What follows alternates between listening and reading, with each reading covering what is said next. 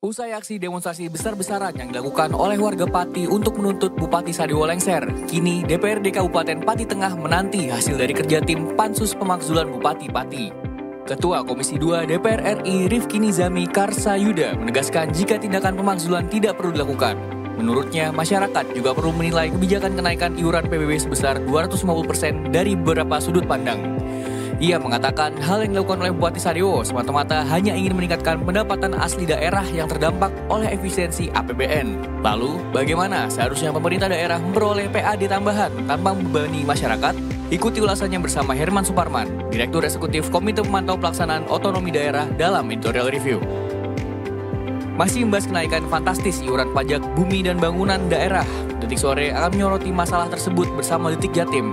Iuran PBB sebagian warga di wilayah tersebut meningkat tajam hingga 10 kali lipat. Lalu, apa sebabnya kenaikan tak merata PBB di sana? Ikuti laporannya bersama redaktur Detik Jatim selengkapnya hanya di Indonesia Detik ini. Jelang petang nanti, Detik Sore akan mengulas aturan kredit usaha rakyat khusus sektor perumahan yang baru saja terbit. Aturan itu tertuang dalam Peraturan Menteri Koordinator Bidang Perekonomian Nomor 13 Tahun 2025 tentang pedoman pelaksanaan kredit program perumahan. Apa saja aturan barunya? Ikuti ulasannya bersama Wakil Redaktur Pelaksana Detik Properti. Simak berita-berita menarik Detikcom dalam sehari secara langsung hanya di Detik Sore. Jangan lupa follow media sosial kita agar tidak ketinggalan update berita terbaru. Sekarang mari kita sambut host kita, Eduardo Simorangkir dan Eiza Makfira. Detik Sore nggak cuma hore-hore. What is up everybody? Menyapa Detikers sore hari ini. Kasih semangat dulu. Joget kanan, joget kiri. Hai, good afternoon everybody. Kembali lagi di Detik Sore. Gak cuma hore-hore. Yeah. Kok perasaannya gue udah lama banget gak tagline ya. Iya ya. Kayaknya di awal tuh kita udah cukup lama gak bilang Welcome to Detik Sore, gak cuma hore-hore gitu. Gue hampir salah sebut tadi tagline-nya. Aduh ya jadinya gak cuma sore-sore. Jadinya ini di sebelah nih ada tagline lagi juga. Jadi buat Detikers yang menyadari mungkin ada yang notice kita agak sedikit berbeza ya kan. Studionya juga. Nah kali ini studio kita aslinya itu lebih luas lagi. Jadi kayak akan koprol. Oke. Hari yang aku nantikan. Oh banyak aksi sih menurut gue ya. Nyusahin kamera. Keringetan gue langsung. Oh baru gitu doang ya kak? Iya. Nggak kebayang loh kalau maraton. Kurus kering langsung jadinya ya. Jadi ini kita dalam suasana baru ya. Iya. Wah. Nggak lama-lama tapi sih harusnya. Nantikan aja lah, pokoknya Detikers harus nurut aja kita mau siaran dari sini kek. Dari studio yang mana kek, dari Blok M kek. Dari Bukit Duri kek. Wow, Bukit Teletabis kek. Bisa juga, banyak banget. Coba di Indonesia tuh kan banyak banget Bukit Teletabis sebenarnya. Iya. Mana aja Bukit Teletabis yang lo udah pernah Teletabis. kunjungi? Emang banyak I go ya? first. Oke, go on. Bukit Teletabis Nusa Penida. Bukit Teletabis di Maluku Utara. Ih, Di sombong. Maluku Utara, di Maluku, Bagus. di Pulau Oke. Seram. Oke. Sama satu lagi Bukit Teletabis di Pulau Samosir. Tunggu. Kategori yang masuk ke dalam atau Bukit Teletabis. Bukit Teletabis itu apa? Bukitnya berbukit-bukit. Iya, ya jadi gak cuma satu, gak kayak Ya maksudnya gitu ya kan. kumpulan bukit kecil yang on. seperti di film Teletubbies gitu. Hah, bukan yang di atas perairan kak, bukan kayak pulau-pulau Enggak, kayak Raja Ampat gitu. Enggak, bukan Bukan itu. arkipelago gitu bukan ya? Bukan. Arkipelago. Bukan. Bukan. Kumpulan bukit-bukit kecil yang membuat sebuah landscape seperti di film Teletubbies. Teletubbies. Oh gitu. Kayak gitu Bukit Teletubbies. Aduh, aku langsung ke gunung lagi nggak ke bukit. Oke, aku terasa cemen di sini ya, karena cuma bisa lihatnya bukit Tapi doang. justru jadinya harusnya bukit-bukit juga udah pernah gitu. Bukit Barisan, cakep. Yuk kita sapa yang lagi arisan. Enggak dong. Speaking of Barisan, Aha. jadi kemarin setelah nonton Tinggal Meninggal Cie, gua. abis nonton nih Tinggal Meninggal. Iya, jadinya kita kayak diskusi gitu, apa namanya, film-film apa sih yang menyita perhatian, kayak cukup segar di skena film Indonesia gitu, sinema Indonesia. Salah satunya pernah kan muncul Arisan juga, salah satu yang di-mention gitu. Makanya gue Janji jadi kayak, Joni. iya, Janji Joni yang cukup segar dan mendobrak gitu. Apalagi coba?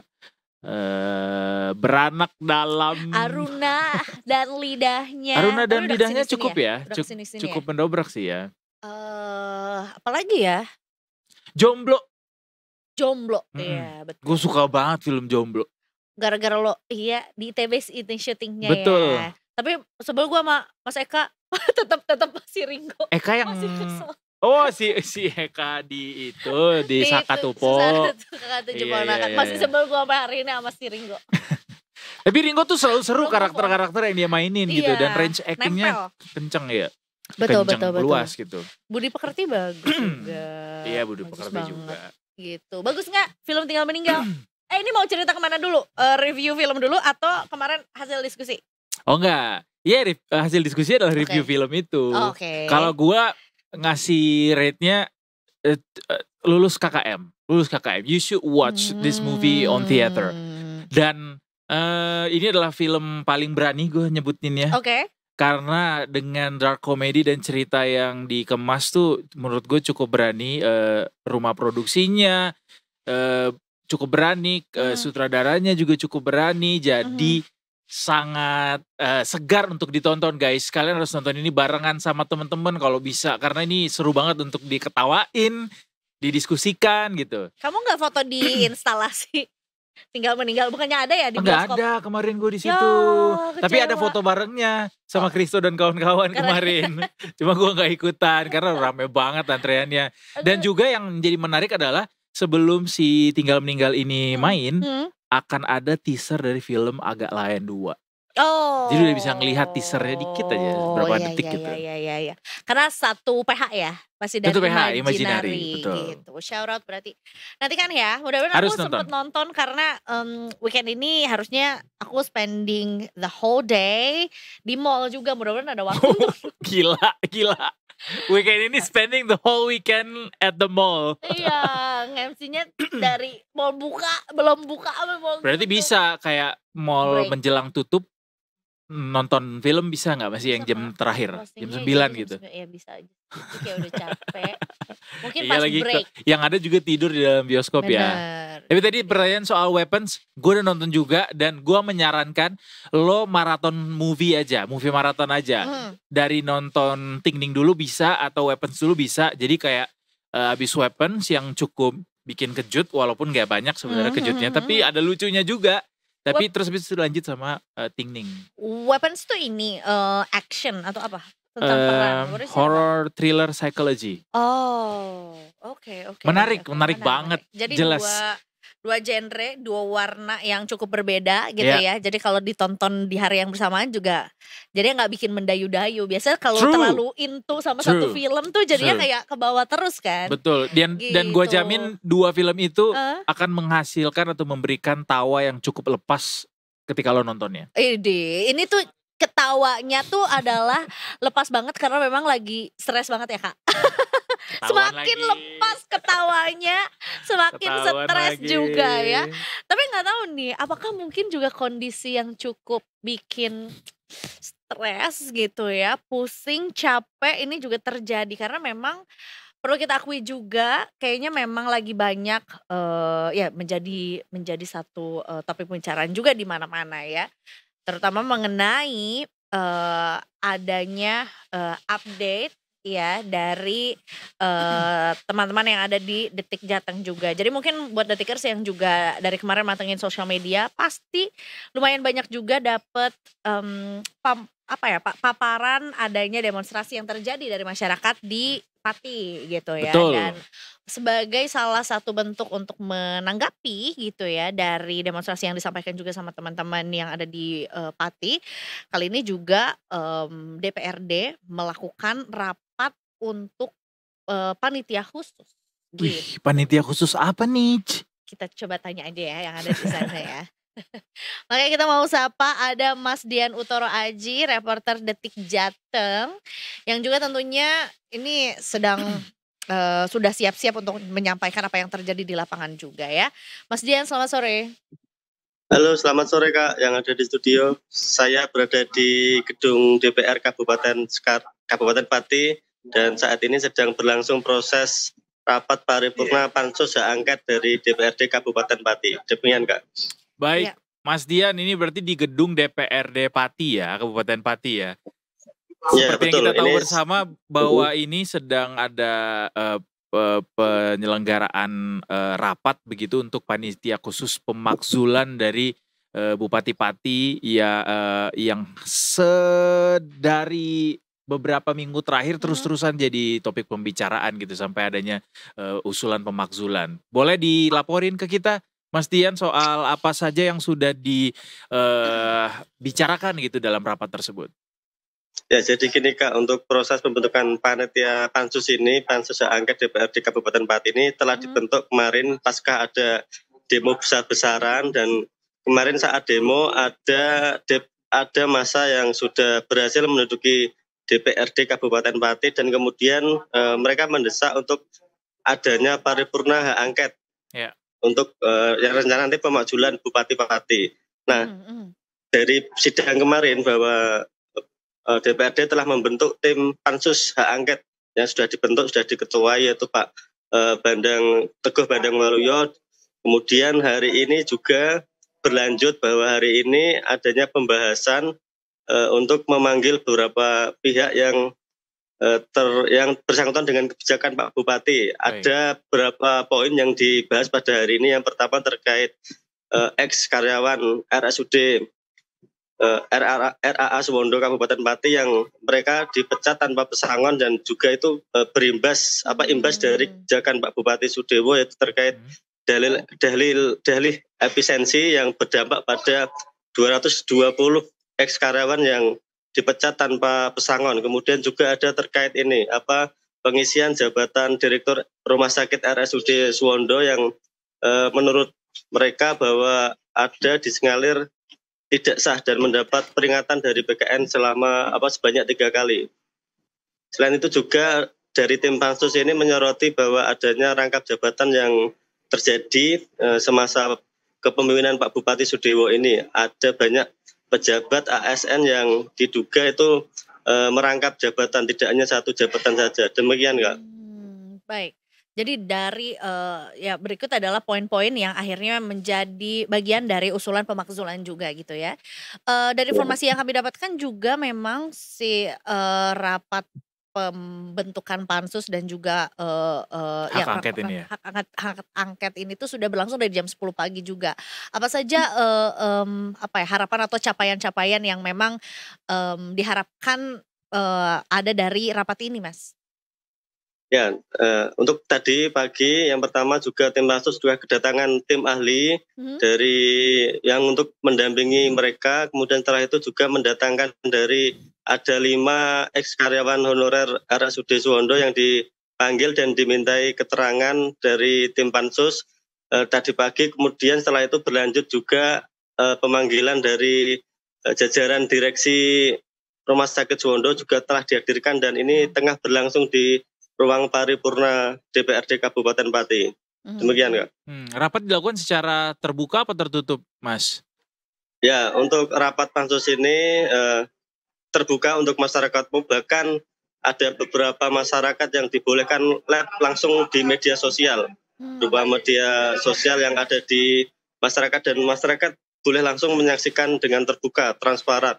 Begitu Kak. Oke, berarti ini ya ada live streaming langsung dari lokasi begitu yang bisa disaksikan masyarakat. Kemudian ini setelah beberapa waktu diselenggarakan, apakah sudah selesai? Kemudian apa saja poin-poin yang menjadi highlight dari rapat pansus hak angket ini, Mas? Ya, yang poin-poin tadi yang sempat disoroti yang pertama terkait ex karyawan itu bahwa mereka ditanya-tanya terkait pemecatan mereka apakah sesuai prosedur apa tidak, kemudian apakah selama dipecat ini mendapat pesangon apa tidak, apakah sesuai aturan apa tidak, kemudian juga yang terkait pengisian jabatan direksi RSUD Suwondo apakah ini sesuai aturan atau tidak, dan hal tersebut tentunya masih dikaji dari tim pansus yang kemudian menjadi laporan untuk diusulkan kepada MA dan nanti di Kemendagri untuk keputusan akhirnya apakah ini bisa dimajulkan apa tidak, demikian. Rapatnya sudah selesai, Mas? Atau sudah sampai mana prosesnya, Mas? Rapatnya kali ini? Untuk sekarang tertentu sudah selesai, di belakang ada teman-teman yang lagi wawancara dengan pansus begitu, Kak. Baik. Jadi ini boleh juga bertanya langsung dengan pansus ya yang memang juga sudah keluar dengan hasil dari rapat sore hari ini juga. Berarti memang rapat ini juga sudah berlangsung, sudah memenuhi quorum suara, kemudian juga sudah sudah rampung gitu semuanya. Ya, betul Kak, sudah selesai. Dan ini mungkin besok lagi mungkin ada tahapan-tahapan lagi yang karena apa? Karena kan kemarin ada 22 tuntutan dari pendemo yang diberikan kepada tim pansus ini, kemudian dirangkum dari pansus ada 12 tuntutan atau kebijakan yang istilahnya akan didalami lagi dari tim pansus angket ini. Mas, kalau misalnya mau mendekat ke pansus yang mungkin juga lagi ngobrol dengan teman-teman media begitu ya yang sedang doorstop, mungkin bisa kita dapatkan langsung ini ya keterangan dari ketua langsung ya. Baik, silakan. Setelah kita manggil sakit, David, kalau memang diputuskan Pak Sekda, didalami juga kalau memang diputuskan nanti dilihatnya kita undang, kalau didalami lagi ke dalam, pokoknya kita masuk, kita tugasnya kan mencari apa yang menjadi kebijakan. Ini entah benar dan tidak kan kita belum memastikan, kita belum memastikan ini kebijakan benar. Betul? Kalau terkait apa? Nanti lah, kita udah 12 poin nih. Poin pertama aja baru kita mulai.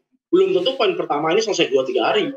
Masih panjang. Pasti arahnya ke sana. PBB itu biarpun dicabut, tapi kan kita harus tahu nih awal mula PBB itu kok sampai muncul juga di kecamatan itu ada surat edaran kalau yang tidak lunas PBB tidak akan dilayani. Ini bukan sampai ke sana teman-teman. Eksplor kita sampai ke sana betul.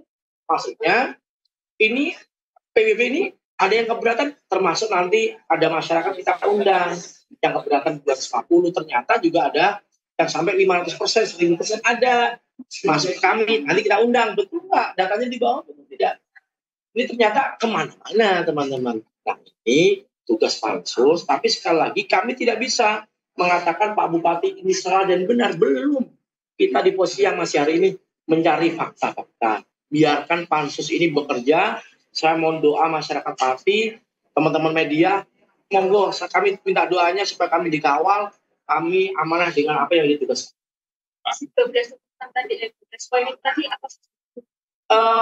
Yang pertama kaitan dengan Mas Jondo. Nanti kita sampaikanlah satu. Kalau suruh banyak, pokoknya salah satunya itu PBB, terus terkait dengan mutasi jabatan, terkait dengan penurunan jabatan, kan dari sebelum gua turun sampai staf atau apa, jadi kita harus ke sana, terus banyak hal ternyata yang harus kita eksplor. Ini aja satu poinnya itu belum tuntas ini. Tetapi izin teman-teman, karena besok itu ada kegiatan negara, mungkin kita akan pending lagi, tanggal 19 kita akan mulai lagi. Tanggal besok kita ada mendengarkan pidato presiden, tanggal 17 kita ada upacara, 18 libur, insya Allah tanggal 19 kita mulai lagi. Tapi yakinlah, mulai tanggal 19 ini kita X terus. Tidak ada kata libur, tapi yang namanya kegiatan negara kita tidak bisa dong. Gara-gara pansus terus kegiatan negara terus kita saya mohon dibantu menyampaikan informasi ini ke masyarakat. Bukan kami berhenti tidak, tapi karena ada jadwal yang harus kita lalui.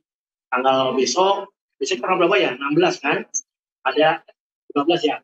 16 ya? Yang nanti kita kasih jadwalnya. Setelah ini kami rilis ya. Oke ya, Mas Budi kalau itu bukan hanya saya dong, jangan kemana-mana. Baik. Pasti. Baik, Mas Dian. Iya, Nah, terima kasih banyak. Tadi ada beberapa poin lah yang kami juga tangkap gitu ya, bahwa sebetulnya masih akan diteruskan ya hasil. Ya, panitia khususnya untuk bisa mendalami berbagai macam hal yang harus dievaluasi begitu ya terkait usulan pemakzulan ini begitu. Tadi kita dengar juga, jadi masih belum bisa mendapatkan begitu hasil apakah Bupati Pati Pak Sudewo ini bisa benar-benar bersalah atau bagaimana begitu tadi sejauh yang kita dengarkan. Dan juga sepertinya karena ini juga mendekati upacara 17 Agustus begitu ya, sehingga sibuk untuk persiapan upacara kemerdekaan, sepertinya akan kembali dilanjutkan nanti kemungkinan setelah 17-an alias di tanggal 19 katanya. Begitu ya Mas ya, yang tadi disampaikan. Iya betul Kak. Ya benar. Baik. Berarti masih belum bisa diteruskan ya dari DPRD menuju ke MK ya? Prosesnya seperti apa Mas? Apakah ada yang kalau prosesnya ini kan masih didalami dulu karena kan tadi ada 12 tuntutan dari pendemo, tentunya akan didalami satu persatu, dan bahkan tadi disebutkan bahwa satu tuntutan itu kan tidak hanya sehari 2 hari, bahkan sampai beberapa hari, sehingga adanya tuntutan 12 ini membutuhkan waktu yang tidak sedikit lah. Tapi dalam ketentuannya bahwa pansus ini ada batas maksimal yaitu 60 hari, sehingga dalam 60 hari maksimalkan untuk mencari, untuk mendalami tuntutan-tuntutan atau kebijakan-kebijakan yang terbilang kontroversi begitu Kak. Baik. Mas Dian, aku penasaran juga apakah sebetulnya ada tanggapan atau mungkin juga sempat tampil di publik kembali Bupati Sudewo setelah adanya pembentukan pansus ini, Mas? Ya terakhir kemarin di pendopo Kabupaten Pati sempat ngobrol, sempat memberi statement, ya intinya bahwa itu menjadi hak dari anggota DPR untuk mengajukan hak angket, dan beliau menghormati keputusan dari DPR Kabupaten Pati. Baik, Mas Dian Utoro Aji, terima kasih, reporter Detik Jateng melaporkan langsung dari Pati. Kita lanjutkan kembali obrolan ini. Terima kasih Mas, selamat bertugas kembali. Terima kasih Mas Dian. Terima kasih selamat siang, selamat sore. Selamat sore. Baik, sepertinya Pati masih cukup sibuk ya mengawal kasus ini. Dan sepertinya juga masih cukup panjang nih untuk kita nantikan bagaimana akhirnya keinginan warga Pati agar bupatinya turun begitu. Apakah kapan terrealisasi masih perlu waktu yang cukup lama kita nantikan. Dan sebetulnya juga setelah mendengarkan tadi yang disampaikan sama Mas Dian, aku juga cukup kaget bahwa sebetulnya tuntutannya jumlahnya adalah 22. Ya, 22, dari masyarakat. Dari masyarakat ya, dari masyarakat Pati sendiri itu adalah 22 tuntutan totalnya yang akhirnya menjadi bahan gitu ya, pertimbangan untuk pansus ini. Apakah usulan pemakzulan ini bisa diteruskan gitu ya, bisa dilanjutkan atau ada proses lainnya juga gitu. Long way to go berarti ya. Dan yang gue tangkap sepertinya ini semacam bom waktu begitu dari masyarakat setelah menahan berbagai macam tendensi negatif begitu yang terdengar ke masyarakat soal apa yang dikerjakan oleh Bapak Bupati begitu. Tadi sempat disebutkan soal bagaimana gaji tadi ya, karyawan RSUD, kemudian juga upaya-upaya lainnya yang dirasa menyimpang begitu atau dari aturan atau dirasa tidak cukup baik dalam melaksanakan tugasnya, sehingga akhirnya ketika ada kemarin perlawanan semacam itu dari Pak Bupati sendiri soal permintaan warga untuk PBB tidak dinaikkan tuh membuat warga akhirnya tidak punya kesabaran lagi, tidak tertampung lagi kesabarannya. Betul, tidak tertampung lagi juga gitu. Karena memang juga kemarin menjadi puncaknya, lebih tepatnya puncaknya memang kemarin ya. Gitu ya, ada demonstrasi yang dilakukan oleh tanggal masyarakat 13 Agustus itu. Ya, masyarakat Pati juga karena cukup menggegerkan karena memang juga terjadi adanya gas air mata, kemudian juga totalnya adalah 34 orang yang harus terluka gitu totalnya di kericuhan yang sempat terjadi gitu. Mudah-mudahan juga ini kan sudah menempuh jalur yang seharusnya gitu ya, gitu ya, jalur hukum juga, jadi tidak perlu ada perpecahan lagi.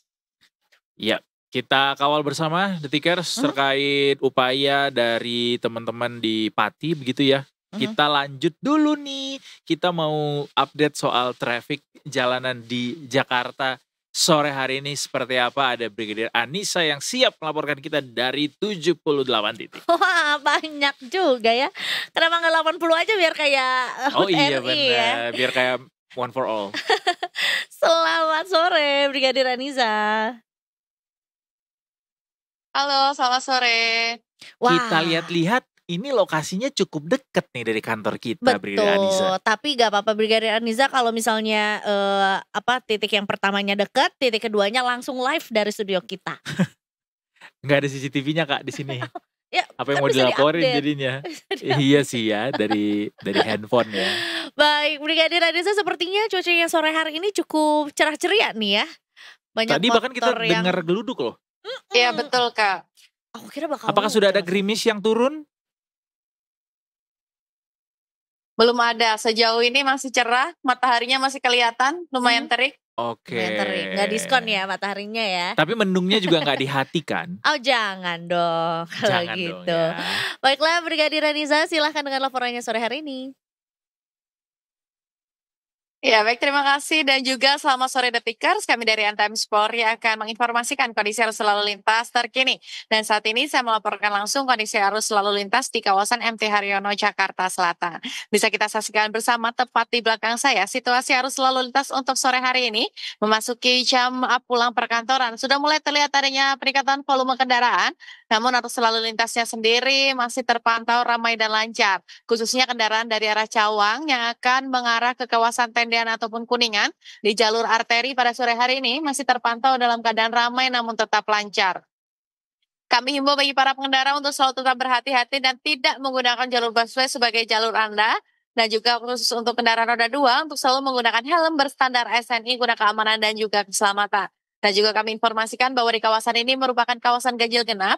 Untuk itu kami selalu menghimbau untuk menyesuaikan tanggal berlangsung dengan plat nomor Anda yang berlaku pada hari ini. Dan juga kami himbau bagi para pengendara untuk selalu tertib. Dan dari arah sebaliknya, Detikers, yakni dari arah Tendean ataupun Kuningan yang akan mengarah ke Cawang, Uki maupun Halim. Pada sore hari ini masih terpantau kondusif lancar yang sudah terlihat dominasi kendaraan pribadi roda 4. Kami himbau untuk terlalu tertib dan berhati-hati serta menjaga jarak aman kendaraan Anda dengan kendaraan lainnya. Dan untuk arus lalu lintas di sore hari ini masih terpantau lancar, belum ada terlihat adanya penumpukan kendaraan sehingga arus lalu lintas masih terpantau dalam keadaan normal. Kendaraan dapat melaju dengan kecepatan normal. Kami himbau untuk tetap berhati-hati dan tidak menggunakan bahu jalan sebagai jalur Anda kecuali dalam keadaan darurat. Dan dari arah sebaliknya untuk sore hari ini juga masih terpantau ramai namun tetap lancar. Kami himbau untuk selalu berhati-hati dan memperhatikan laju serta rambu-rambu yang terpasang di sepanjang jalan.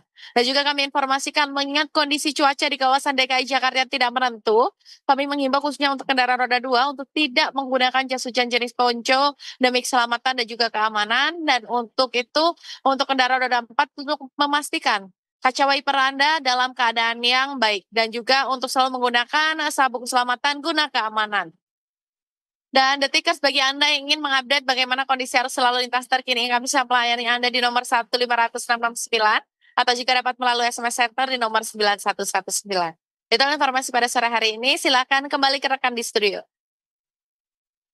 Terima kasih banyak Brigadir Anissa atas laporannya sore hari ini. Sampai berjumpa di kesempatan selanjutnya. Selamat bertugas kembali. Salam Terima presisi, kasih, Kak. Selamat sore. bertugas. Apa ya, tadi gue mau merekomendasikan Brigadir Anissa dekat situ ada jajanan yang oke tuh. Cilok, cimol. Nggak ada. Nggak cici ya? Ternyata nggak ada. Oh. Karena biasanya gue Gue kecewa loh langsung kayak muka gue gak bisa ditutup. Ternyata gak ada. Ih. yang ada, tapi lo harus agak jalan dikit ke gang, masuk ke Ya, dalam. oke. Kalau di pinggir jalan itu nggak ada. Karena Is yang gue lakukan setiap melewati jalan itu cuma motret kemacetan doang. What Dan is, langit. apakah worth to try? Apa jajanannya? Batagor. Tegor mulu udah 2 hari. Apalagi? Batagor Ya boleh lah, gak apa-apa. sih? Apalagi Apa sih? Crips. crab. Iya, crepes. Bukan crepes Crepes ya? lagi. Iya, Iya, crepes crepes, sama oke. ini Crepes oke. ceker dinosaurus. Gede banget ya. Ya Uts, kita nanti kita cari dulu deh rekomendasi jajanan untuk sore Jangan ini. lupa jajannya ada Detikers ya, karena itu harus loh untuk Memajukan memutar ekonomi UMKM kreatif kita, betul. 60-61% perekonomian Indonesia. 90%. Kemarin kan udah direvisi. 60 gak sih Kak? 90%. Bukan 98%. 9, yang 91% itu adalah penyerapan tenaga kerja oleh UMKM, ya nggak? Kalau 19 itu juta lapangan pekerjaan yang dijanjikan oleh pemerintahan kita. Kita break dulu Detikers, habis ini kita Boleh. akan kembali lagi dengan berbagai macam berita menarik lainnya. Jangan kemana-mana, tetap bersama kami di Detik Sore. Gak cuma hore-hore.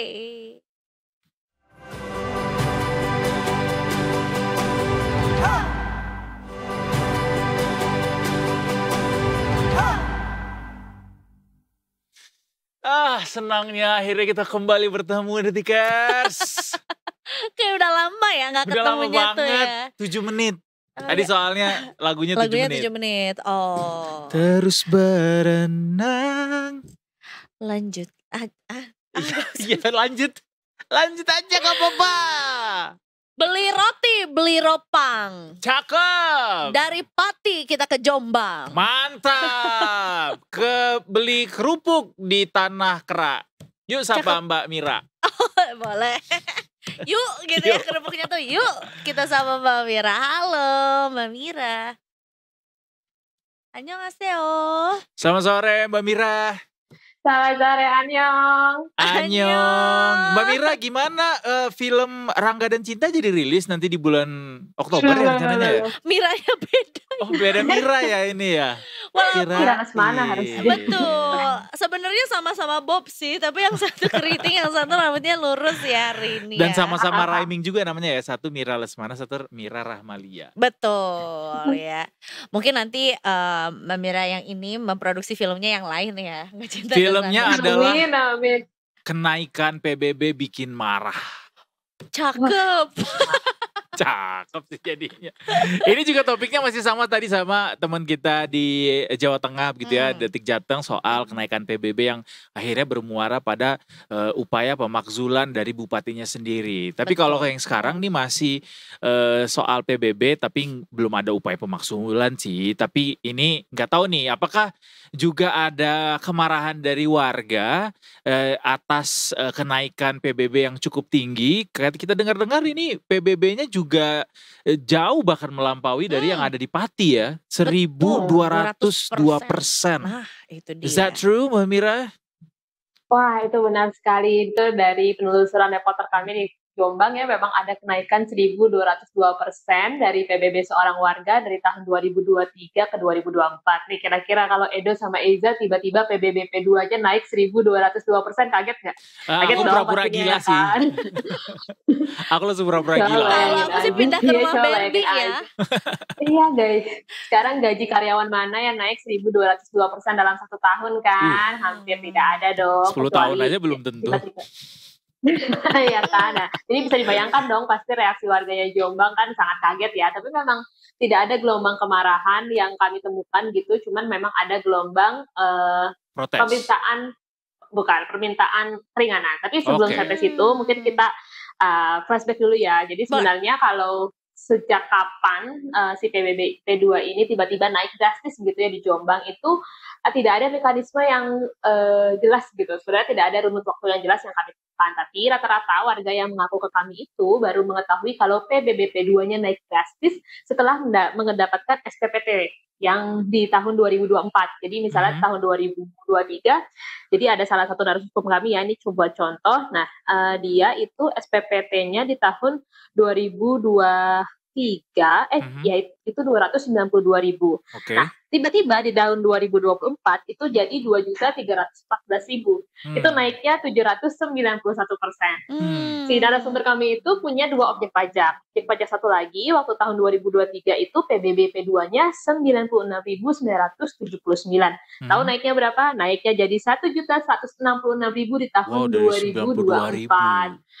Iya, dari 92.000 itu ya. Kemudian kenaikannya kalau bisa kita hitung itu sampai 1.202% gitu. Nah, rata-rata pasti, nah itu tidak terjadi cuma di satu orang.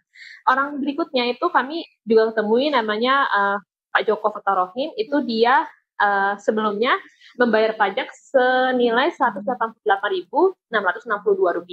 Tahu waktu tahun 2024 kenaikannya mencapai Rp1.238.428 atau naik 370%. Nah, sebagai bentuk protes gitu ya, dia kemudian membawa 2 galon berisi koin receh yang dia kemudian tumpahkan di kursi loket Bapeda Jombang itu kemudian cukup viral juga karena kemudian dia bingung gitu harus bayar pakai apa. Dia kemudian akhirnya membongkar celengan anaknya yang ditabung sejak beberapa tahun lalu, yang ditabung dengan duit-duit koin itu. Nah, itu sebagai bentuk protes. Itu baru satu bentuk protes yang kami temukan sih. Tuh.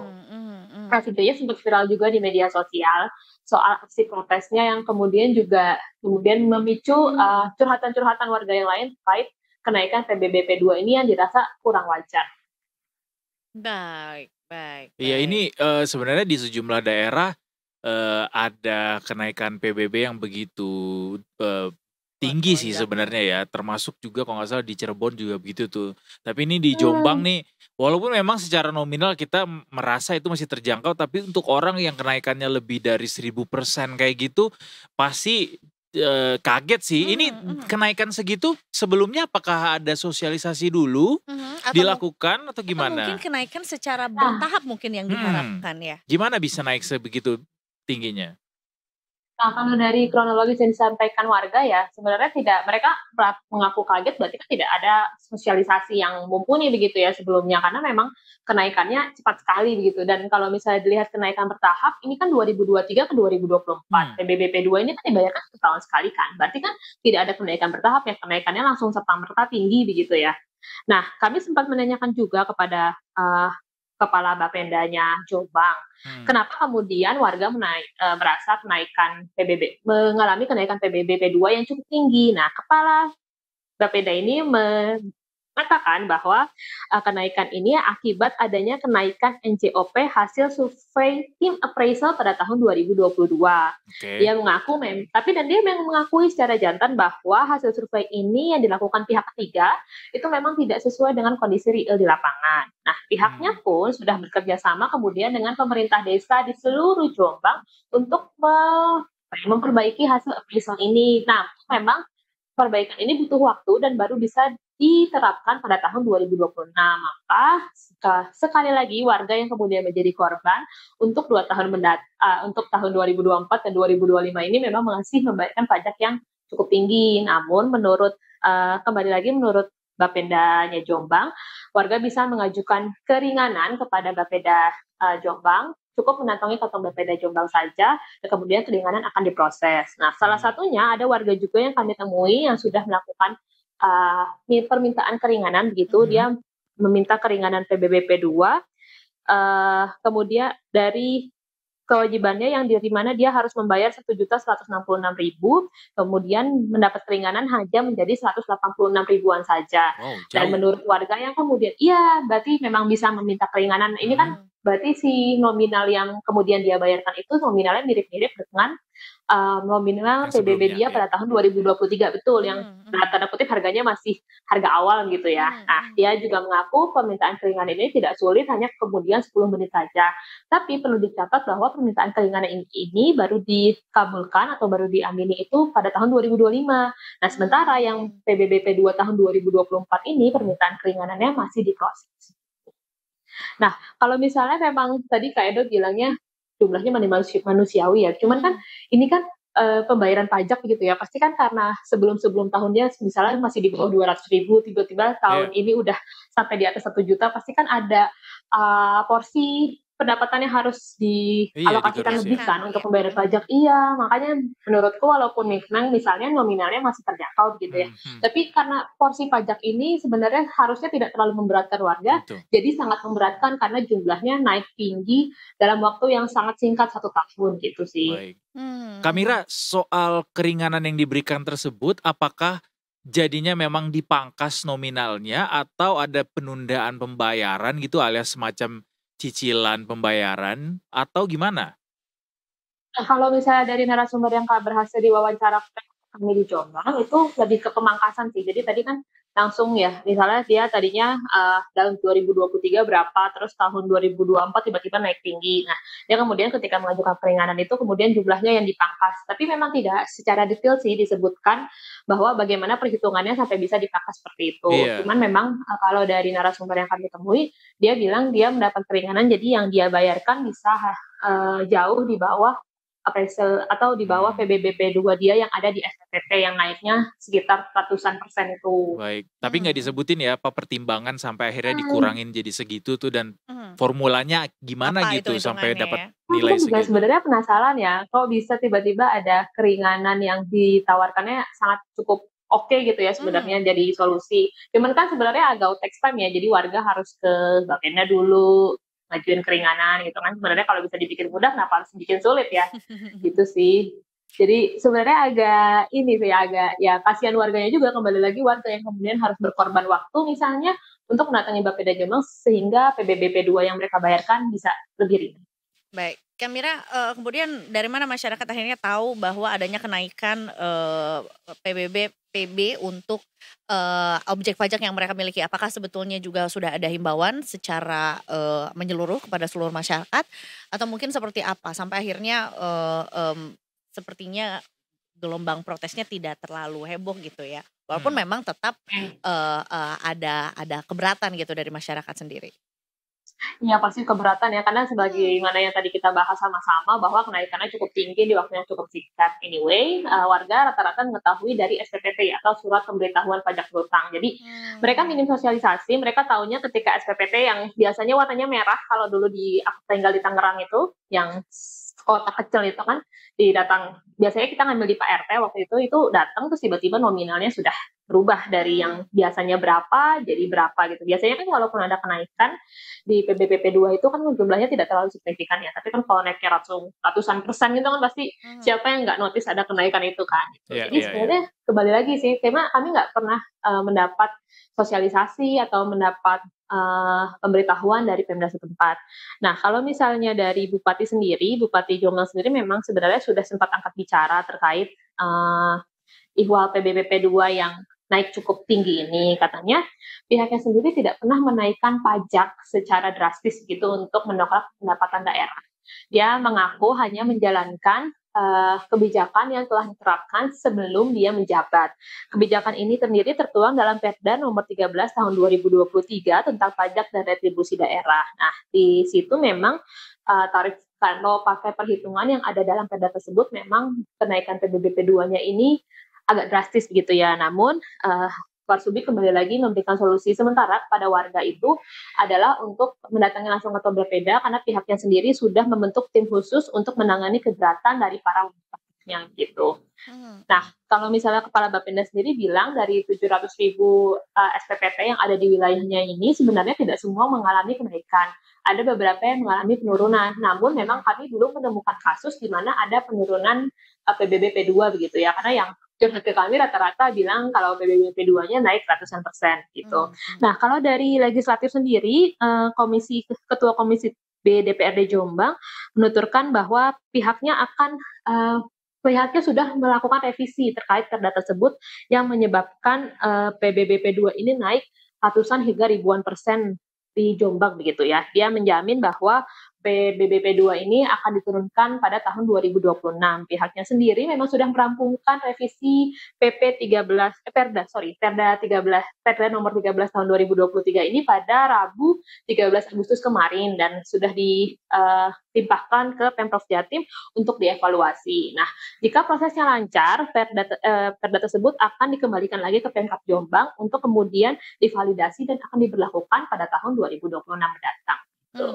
Baik, ini yang gue tangkap adalah sepertinya warga Jombang tidak bergejolak begitu menghadapi kenaikan PBB ini karena memang ada semacam ruang dialog gitu yang dibuka sehingga akhirnya warga mendapatkan pemahaman gitu kenapa harus naik dan ternyata juga bisa disesuaikan gitu. Betul. Ada keringanan. Betul, dan tentunya juga sedang ada proses yang juga berlangsung ya, yang juga untuk memberikan keringanan pada warga. Betul. Ada data nggak sih Kak Mira dari Bapeda begitu kayak dalam beberapa hari terakhir atau dalam beberapa minggu ini ada berapa banyak warga yang mengajukan keringanan itu gitu?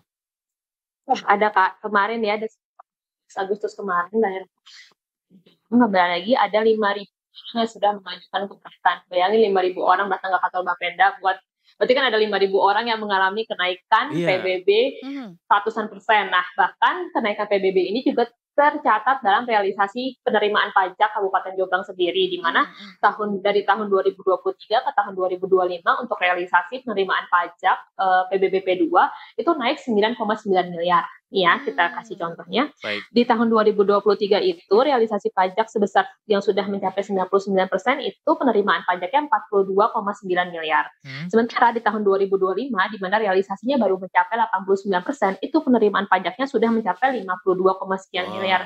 Jadi ada kenaikan 9,9 miliar rupiah dari kenaikan PBB P2 ini. Ya memang mungkin terlihat bagus ya untuk kenaikan pajak kenaikan pendapatan daerah di Jombang. Tapi kan kita bisa melihat kembali lagi bahwa ada masyarakat yang kemudian harus berkorban untuk menyisihkan uangnya lebih banyak untuk membayar pajak PBB P2 yang naiknya ratusan persen ini gitu.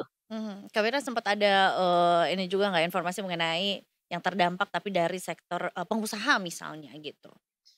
Nah itu belum ada sih, dari kemarin yang kami temui yang kemudian datang ke kantor Bapeda Jombang ini rata-rata masih perorangan, meskipun memang mereka punya 1 atau 2 objek pajak gitu. Jadi kan mereka harus membayar PBB P2-nya double gitu ya. Nah itu yang kemudian yang berasa sangat keberatan.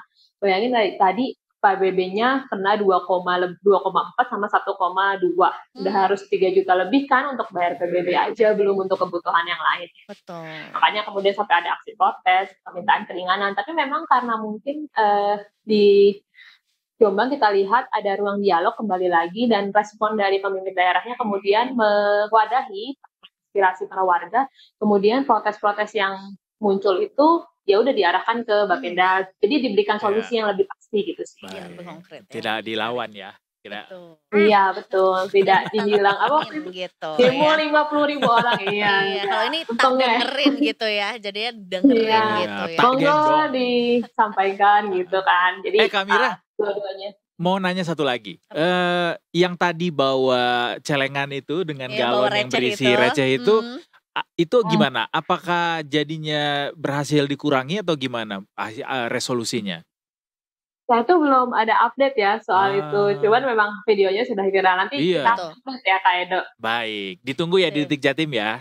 Ditunggu di Detik Jatim. Sebetulnya itu adalah satu bentuk protes yang jadinya cukup I think it's quite peaceful, karena sebetulnya juga tidak menimbulkan kerugian atau kerusakan gitu atau kerecokan gitu ya, tapi merupakan sebuah sebuah bentuk gitu ya. Bentuk penyampaian pesan yang cukup clear gitu, kita bisa lihat gitu. Betul. Seberapa sulitnya warga mengumpulkan receh demi receh dan demi membayar kewajiban yang dirasa harus ditunaikan itu. Nih, gue kasih nih receh yang gue kumpulin nih. Gimana lo ngelihatnya? Cukup sesuai gak nih sama aturan yang udah ditetapkan gitu ya? Jadinya akan dihitung gitu ya. Iya. Betul, pegawainya juga katanya sampai lembur ya. Bener. Kayaknya daripada ngitungin itu langsung kayak udah deh gak usah bayar aja gitu. Karena udah capek duluan ya udah dikasih peringanan aja gitu ya, langsung segini aja bayar gitu ya. Yang berat yang ngegotong recehnya soalnya. Berat banget itu. Baiklah, Kak Mira, terima kasih banyak. Galon kan? Iya. Betul. Ngebawa air aja dalam galon itu udah berat, apalagi diisinya sama logam gitu. Betul banget. Terima kasih kalau gitu Kak Mira untuk informasinya. Senang banget dengar laporan dari Detik Jatim hari ini. Mudah-mudahan nanti kita bisa update ya yang tadi yang bawa galon ya di Detik Jatim ya. Oke, ditunggu ya update-nya di Detik Jatim. Terima kasih. Terima kasih banyak. Selamat bertugas kembali. Selamat sore. Tapi menurut gue itu adalah satu bentuk protes yang lagi-lagi yang menarik gitu ya. You got the attention gitu ya dari orang yang ada di sana, dari publik juga akhirnya jadi tahu. Tapi di sisi lain juga tidak menimbulkan harm gitu, tidak menimbulkan kerepotan sih, tapi nggak menyakitkan. Lumayan ya membawa itu. Tapi gue penasaran kayak siapa ya yang pertama kali menginisiasi ide itu untuk kayak kita bawa aja deh ini ke sana gitu. Oh, mungkin itu tuh cerdas sugesti dari atau mungkin saran dari siapa ya, idenya siapa ya gitu. Karena mungkin yang pernah gua lihat termasuk juga beritanya masuk Detik juga itu adalah ketika ada yang beli motor dari tabungannya, habis gitu tabungannya tuh berupa duit receh gitu. Ya memang dalam ya memang duit tabungan aja, bukan dalam aksi protes atau mungkin menyampaikan pesan lain gitu. Nanti gue kalau Menarik. ditagi pajak juga gede gitu dari pemerintah, gue bawa tuh celengan receh gue. Waduh. Memang objek pajaknya banyak banget ya Kak ya. Punya kastil, Wih deh. punya ruko. Iya, punya kandang mamut. Kandangnya doang ya, mamutnya sih Kandangnya udah punya. doang. Gede banget tuh kandang mamut. Abis ini kita mau lanjut lagi, tapi nanti deh spill-spillnya nanti aja. Abis ini pokoknya kita masih akan balik lagi juga buat Detikers. Masih banyak yang seru, Banyak. masih banyak yang warna-warni juga di Detik Sore pokoknya. Oke, kita kembali lagi nanti Detikers sampai jam 5:30 sore nanti. Tetap bersama kami di Detik Sore. Enggak cuma hore-hore. Gitu.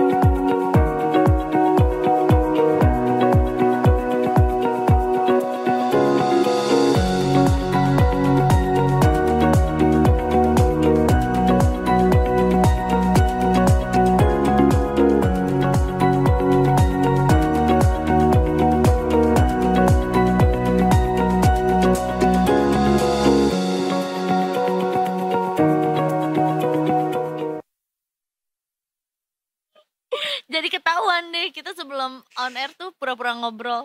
Wih, lanjut program ngobrol. Lanjut pura-pura ngobrol. Tapi kayaknya kita ketahuannya ngobrol beneran ya. Harus dong, harus ngobrol. Iya. Karena menarik nih, ada rumput tetangga yang hijau-hijau hari ini juga. Iya. Ya. Kita akan bahas rumput tetangga itu. Wih. Bersama dengan Mas Haikal Halo dari semua. Mega Capital Sekuritas juga hari ini. Tapi ya. sebelum sama Mas Haikal tahu nggak? Ada tuh? berita penting nih harus kita kabarin ke Detikers. Beuh. Kalau kasih tahu Za. Kalau yang rumput aku tangkap ya Iya. lebarannya. Kalau nanti sama Mas Haikal itu adalah ngebahas soal yang hijau-hijau ya, ini yang merah-merah juga nih. Yang Iya. gak kalah serunya, yang baru saja punya, dibilang sekjen baru nggak baru juga sih ya, karena orang Sekjen lama. baru rasa lama. Nah itu dia ya. Jadi PDIP baru saja ya, tentunya juga melalui ketumnya yaitu adalah Megawati Soekarno Putri, menunjuk Hasto Kristianto yang menjadi sekjen kembali. Yoi. Ya. Di periode kali ini 2025 sampai 2030 juga ya. Jadi ini juga disampaikan sama Ketua DPP PDIP Andreas Hugo Pareira pada saat dihubungi sama Detikcom juga di hari ini gitu. Jadi Bu Mega nggak rangkap jabatan lagi ya. Betul. Jadinya Pak Hasto. Dan ini akan kita elaborasi lebih jauh lagi besok Detikers, kita akan ngobrol barengan sama pengamat politik soal bagaimana langkah selanjutnya setelah Hasto kembali ditunjuk menjadi sekjen PDIP. Dan bahkan sebetulnya sudah dilantik. Yes. Sudah dilantik ya. Jadi tidak hanya ditunjuk aja tapi juga sudah dilantik per hari ini. Gitu. Sekarang kita balik lagi ke studio sama Mas Haikal. Tadi kita udah ngobrol-ngobrol soal jadi nih 8.000 kata Mas Haikal gitu. Dikit. Siapa yang ngomong gitu? Gak ada yang ngomong gitu. Langsung Bukan Mas Haikal yang ini. Oh iya. Ada banyak Haikal yang lain yang juga ngobrol sama kita Mas Haikal. Tahu Haikal Afi gak? Ketahuan Pernah umurnya. Kejauhan juga gue mau apa ngelesnya ke sana. Tapi soal bagaimana ISG menembus 8.000 itu yang juga sempat kita obrolin sebenarnya, kayak mungkinkah gitu. ISG tembus 8.000 tuh udah sering digadang-gadang sebenarnya. Cuma ini lebih nyata lagi kayaknya melihat hari ini aja IHSG di jam 16.20 ini udah ditutup di level 7.931. LS cuma terpaut sekitar berapa poin? 69 poin lagi menuju 8.000. Sebelum akhirnya kita akan merayakan 80 tahun kemerdekaan nanti di tanggal 17 Agustus. Kayak circle infinity gitu loh. 8.000 80 ada merah putih one for all merayakan 80 tahun. Presiden ke-8 apalagi coba tuh I8-nya. Keren. Iya, apalagi A8-nya lagi yang gak nemu lagi. Sumpah gitu di momen ini gue baru menyadari kayak kenapa semuanya coincidentally connected dengan 8 di angka itu. 8 ini. Tapi mungkin sempat disampaikan juga ya waktu itu, aku lupa sama siapa, tapi 8.000 itu bisa menjadi kado ulang tahun untuk kita, untuk Republik Indonesia juga di tanggal 17 Ya, Agustus. untuk orang-orang yang menikmati cuan dari angka 8.000 tadi. Tapi soal IHSG deh Mas, sebelum ke-8 soal 8.000 ini, dia kan dalam beberapa hari terakhir ini emang naiknya kenceng banget, kayak kurvanya tuh dia menjulang tinggi gitu. Apa pendorong utama? Oke, mungkin kayak biasa ya dari luar dulu ya. Boleh. Jadi kalau faktor dari luar kemarin sebenarnya itu driver utamanya mungkin dari inflasi US gitu. Jadi kemarin kalau kita udah hampir selesai masalah sama tarif itu. Perang tarif? Yang masih jadi concern kan apakah efek dari tarif yang udah deal-dealan itu bagaimana nih selanjutnya gitu. Dan concern utama dari investor itu efek dari tarifnya itu ke inflasi. Nah kemarin baru rilis tuh data CPI US yang ternyata headline inflasi US itu masih di bawah dibanding ekspektasi gitu. Dan juga tetapi sebenarnya core CPI-nya itu malah melebihi ekspektasi. Tapi market itu bereaksinya tetap positif. Karena apa? Karena kalau di breakdown per komponen, yang naik itu justru barang-barang jasa gitu. Bukan barang-barang yang sensitif terhadap tarif. Dan kalau saya coba cari tahu lagi kenapa sih barang-barang jasa naik, ternyata US kan sekarang lagi summer break ya. Dan yang komponen yang lumayan naik secara signifikan tuh kayak tiket pesawat, terus jasa medis dan hal-hal seperti itu yang orang-orang kalau misalnya nggak kerja kemungkinan banyak meng-spend di hal seperti itu. Jadi demand-nya tinggi sehingga naik tuh. Yes. Nah kalau di barang-barang yang tarif sensitif seperti misalnya barang-barang manufaktur, terus juga mobil, baik mobil bekas mobil itu malah inflasinya itu masih terjaga. Jadinya investor ataupun market di US atau global pun beranggapan wah ternyata emang untuk bulan ini tuh belum kerasa nih efek dari tarif. Dan kemarin kan di bulan September si The Fed itu market tuh masih bingung nih kira-kira dia bakal rate cut atau enggak. Dan sekarang kalau kita ngelihat di World Interest Rate Probability udah hampir 100% kayaknya The Fed tuh September ini bakal melakukan rate cut gitu. Dan kalau The Fed ini melakukan rate cut itu kan juga membuka ruang gitu untuk bank sentral lainnya ataupun BI itu untuk melakukan rate cut juga. Jadi spreadnya kan tetap terjaga gitu antara suku bunga kita sama The Fed. Jadi kalau kita ikut nge-rate cut juga nggak bakal terlalu berefek terhadap misalnya kayak seperti pelemahan rupiah kayak gitu. Itu faktor yang menjaga appetite investor dalam negeri masih cukup confidence masih gitu. Cukup confidence, yes. Tapi kayak pendorong terbesarnya apakah itu juga atau justru memang gara-gara kemarin indeks MSCI? Kalau itu satu dari MSCI gitu. MSCI kan kemarin sempat ngebawa kita sampai 7.300 7.400. Tapi kalau di market sendiri sebenarnya kan kemarin yang ketua Bursa Efek itu udah dari lama ngomong mau nargetin 8.000 nih. Dan kita sebenarnya melihat juga kayak ada other power aja gitu sebenarnya yang ngebawa IHSG. Siapa? Gue udah tahu banget reaksinya udah masih kayak gitu. Lagian mancing sih ya. Itu adalah sebuah respons yang sangat wajar. Tiba-tiba siapa kekuatan besar itu? Atau mungkin apa? Iya, dia pakai diksinya kekuatan besar lagi. Tentu saja itu membuat pertanyaan. Ya di sini kan emang sepertinya emang pemerintah ini memang bercita-cita gitu membawa pemerintah IHSG ini tuh dibawa ke 8.000 gitu. Yeah. Tapi sebenarnya juga nggak serta-merta ini sesuatu yang fabricated gitu, yang artificial gitu. Karena emang dari kalau misalnya pemerintah mencoba menaikkan IHSG mungkin dari antaranya atau apa sekuat tenaga dan kondisi global dan ekonomi domestik tidak mendukung, ini kan juga nggak bisa karena selling pressure dari sisi asing ataupun retail juga bakal kuat kan, jadi bakal nge-offset each other aja. Nah tapi karena emang dari sisi domestik ekonominya emang kemarin cukup oke gitu, inflasinya nggak kenapa-napa, terus dari globalnya trennya juga cukup positif, jadinya untuk meng-pump IHSG ini itu tidak ada hambatan sepertinya untuk nantinya. Mungkin besok saya memperkirakan bakal hit sih 8.000 ini. By the way, itu BUMN sekarang yang di bawah Dantara kan semuanya. Itu kalau dia mau buy out saham-sahamnya dia, kalau sampai buyoutnya ini dirasa ngerugiin negara, itu masuknya korupsi juga kan? Kalau udah Dantara sekarang udah ngubah peraturan itu di BUMN. Oh, udah dulu berubah. kayak gitu. Kayak misalnya kasusnya Wika dulu yang pernah default itu kan, dulu kayak ada beberapa kayak BPJS itu naruh di bondsnya Wika kan, dan ternyata bondsnya Wika default. Nah itu diperkarakan analis-analis BPJS ya, tapi sekarang di bawah Danantara itu aturan seperti itu udah nggak berlaku lagi. Udah serius. Berarti semua tanggung jawab Danantara gitu, nggak? Oh, karena dia tidak masuk lagi jadi ini apa namanya? Itu nggak sih yang salah satu yang dibilang nggak bisa lagi diaudit sama? Enggak, ini sebenarnya kan kalau misalnya kita naruh investment di mana itu kan bukan sesuatu, nggak ada mens rea-nya lah kalau kata Pak Mahfud gitu, nggak ada niat jahatnya gitu.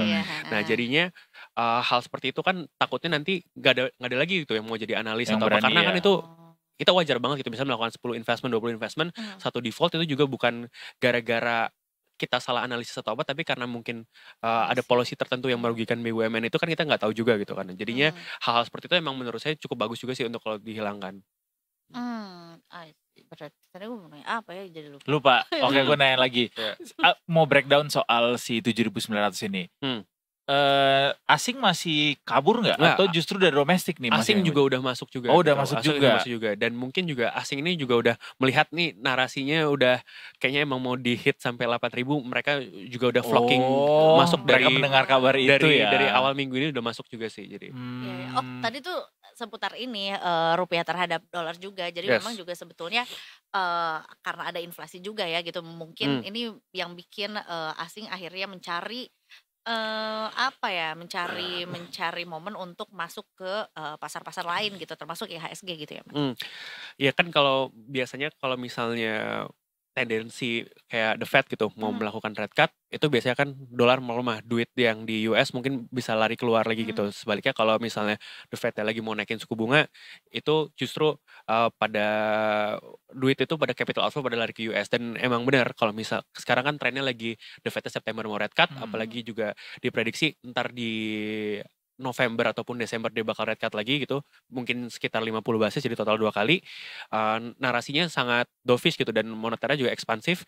Makanya si dana-dana dari asing ini mungkin apalagi dari US lumayan banyak mencari-cari aset-aset luar, terutama yang sifatnya risk on gitu ya, kayak salah satunya emerging markets index kayak di Indonesia gitu. Nah tapi yang menarik itu sebenarnya kalau di Indonesia yang perlu diperhatikan lagi, biasanya kan bond sama equity itu adalah suatu dua instrumen yang gak saling berkorelasi positif gitu.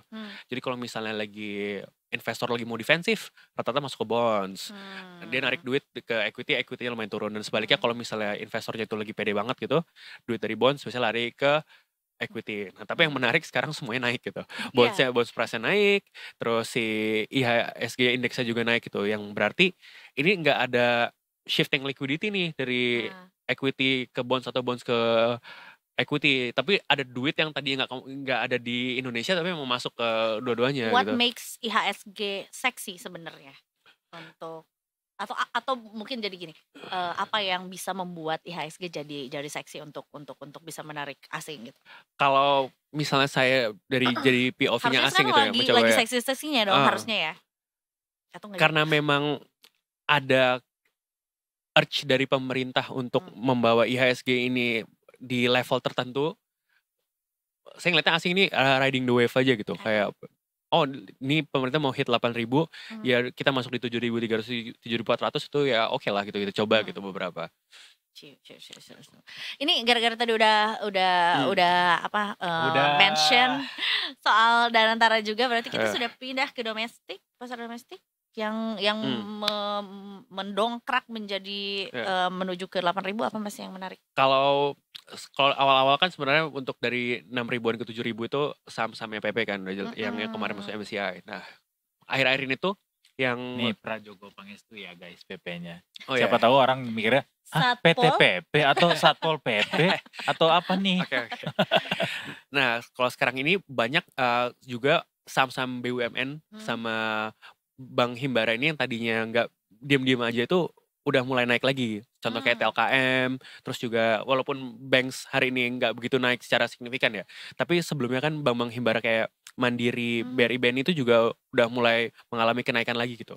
Dan emang indeks itu kan weightingnya paling gede di big banks. Jadi kalau misalnya emang IHSG mau di hit ke 8.000, mau nggak mau emang big banksnya yang dihajar gitu. Nah kalau hari ini sebenarnya drivernya itu di saham-saham yang sebenarnya saya ngeliatnya bid offernya nggak gitu tebel. Kayak contohnya DCI gitu. DCI kan emang secara lot udah mahal sekali ya. Tapi bid offernya itu mungkin satu tick itu nggak nyampe 1 miliar gitu. Jadi untuk membawa itu saham naik itu nggak begitu mahal gitu. Dan itu juga misalnya emang pemerintah pengen ngebawa indeksnya ke 8.000, saham-saham kayak gitu tuh cukup murah lah gitu cost-nya untuk dijadikan strategi untuk membawa IHSG ke 8.000. Interesting. Oke. Ya. Dan pertanyaan selanjutnya ketika nanti IHSG sudah sampai di 8.000, kira-kira seberapa dalam dia akan turun setelah 17 Agustusan? Jujur itu salah satu hal yang dikhawatirkan juga ya. Kayak karena ini naiknya kita melihatnya bukan sesuatu yang emang purely organik gitu. ada emang di bensinnya dibantu dibakar gitu oleh kekuatan besar tadi. Jangan di-emphasize gitu dong. Iya. Nah, takutnya emang karena sebelumnya ditargetinnya di 17 Agustus, di pasca itu mulai ada aksi profit taking lagi gitu. Nah, kalau misalnya seberapa dalam sih, ya saya nggak bisa jawab sih seberapa dalam, ya tergantung apakah pemerintah mau melanjutkan misinya atau enggak gitu untuk menjadi semacam liquidity provider lah gitu di indeks, ataupun emang kayak habis itu ya udahlah langsung laissez-faire kayak Adam Smith aja market. Enak banget. Habis itu jadi ya antara itulah. Nah, ini swadidis kata orang-orang ya. Namanya juga pasar modal gitu, sangat bisa. Tapi sorry motong, kalau mungkin turun pun skenarionya mungkin bakal nggak langsung dibanting di 19 Agustus gitu. Mungkin kayak ditahan sampai 21 Agustus gitu baru habis itu. Parsial berarti. Iya, mungkin ya. Berapa kemungkinan turun terdalamnya berapa poin kira-kira? Ya 7.500 mungkin bisa gitu. Tapi itu kok tuh paling dalam kan. Iya. 500 poin. OJK langsung ketar-ketir. Ya apa kan kamu mau masuk. Iya gak apa-apa. Iya, justru kadang opportunity untuk melihat yang masih. Kira-kira saham apa yang akan paling turun cukup dalam nanti? Mungkin yang kemarin paling naik sih. Jadi yaitu? Ya ada beberapa banyak, mungkin bisa di sort aja kali. Dari 1 minggu terakhir, top gainersnya apa. Dan yang top gainersnya seminggu terakhir ini kemungkinan yang bakal jadi top losers kalau misalnya IHSG turun juga. Oke. Jadi tinggal dicek aja guys siapa top gainersnya, terus kemungkinan itu kata Mas Haikal tadi bisa jadi akan turun cukup dalam nanti setelah waktu ini. Yang bikin deg-deg adalah karena memang liburnya juga cukup panjang ya, karena kan jadinya punya Sabtu Minggu Senin gitu. 18 libur nggak? Libur kan ya. Gitu. Bursa juga libur, bank libur ya. Gitu. Jadi kayak tanggal 19 kayak ada kejutan. Soalnya udah pada beli, maksudnya? butuh likuiditas tambahan lagi karena udah pada beli jajan ini diskon 17-an juga. Iya benar. Atau mungkin pada banyak flash sale untuk liburan akhir tahun. Travel fair bisa travel fair, kan? Benar. Udah hujan nih guys, kita udahan dulu ya. Kita mau ngopi, menghangatkan badan, mencerdaskan kembali anak bangsa. Bebannya berat sekali. Anyway, terima kasih Mas Haikal. Yes. Kita nantikan 8.000 ini dengan penuh semangat kemerdekaan ya. Jadi kan don't go anywhere, kita masih akan lanjut sampai ke jam 5:30 sore ini. Kita punya amunisi yang menarik dari luar negeri. Jadi nggak dari dalam negeri aja ya, dari luar negeri. Habis ini kita jalan-jalan juga ya. Dinantikan habis ini, pokoknya jangan kemana-mana, masih di Detik Sore. Gak cuma hore-hore.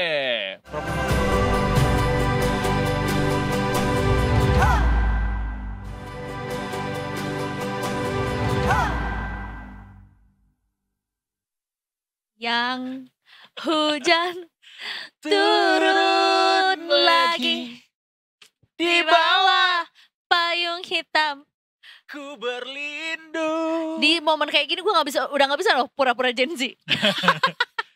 Pura-pura ngobrol masih bisa. Nanti kita lakukan lagi. Tapi ini gak pura-pura karena kita udah masuk lagi segmen selanjutnya. Tapi sebelum kita masuk ke segmen selanjutnya, kita mau ke Brigadir Anissa dulu. Karena katanya hujan. Brigadir Anissa, selamat sore. Kita cie-cie ini yuk pakai ini bumbu susu. Hai, selamat sore Kak. Oh my god. Seru banget kostumnya. Mantel hujan menyala Brigadir Anissa. Sudah berpindah lokasi sepertinya juga ya. Sudah berpindah lokasi. Udah pindah sekarang di Kalibata. Baru dan hujan aja deras tadi kan masih terang ya. Bener. Udah kelihatan belum ada tukang durian di sana? Hujan-hujan gak cocok lagi durian. Kayak masih belum kelihatan sih di sini. Enggak, justru hujan-hujan bagus durian karena ngangetin badan. Banyak ya hal lain yang bisa ngangetin badan selain durian. Menurut aku sih cari yang kuah-kuah ya. Mumpung di Kalibata tuh opsinya banyak lagi. Bakso. Iya, bakso sih udah. Brigadir Anissa. Gak usah berlama-lama lagi. Langsung biar cepat ketemu bakso. Silakan dengan laporannya. Baik, terima kasih. Selamat sore Detiker. Saat ini saya melaporkan langsung kondisi arus lalu lintas di kawasan Kalibata. Bisa kita saksikan bersama saat ini tepat di belakang saya situasi arus lalu lintas terpantau sudah ada peningkatan volume kendaraan karena memasuki jam pulang perkantoran yang sudah dinominasi oleh kendaraan pribadi roda 2. Dan juga bisa kita saksikan bersama bahwa saat ini di kawasan Kalibata sedang diguyur hujan. Kami menghimbau untuk tetap berhati-hati dan menjaga laju kecepatan kendaraan Anda, mengingat jalanan yang licin karena diguyur hujan. Dan untuk arus lalu lintas pada pagi, maksud kami pada sore hari ini, ya ini dari arah Duren 3 yang akan lurus mengarah ke kawasan Pasar Minggu, sudah mulai terlihat adanya peningkatan volume kendaraan yang didominasi oleh kendaraan pribadi roda 2.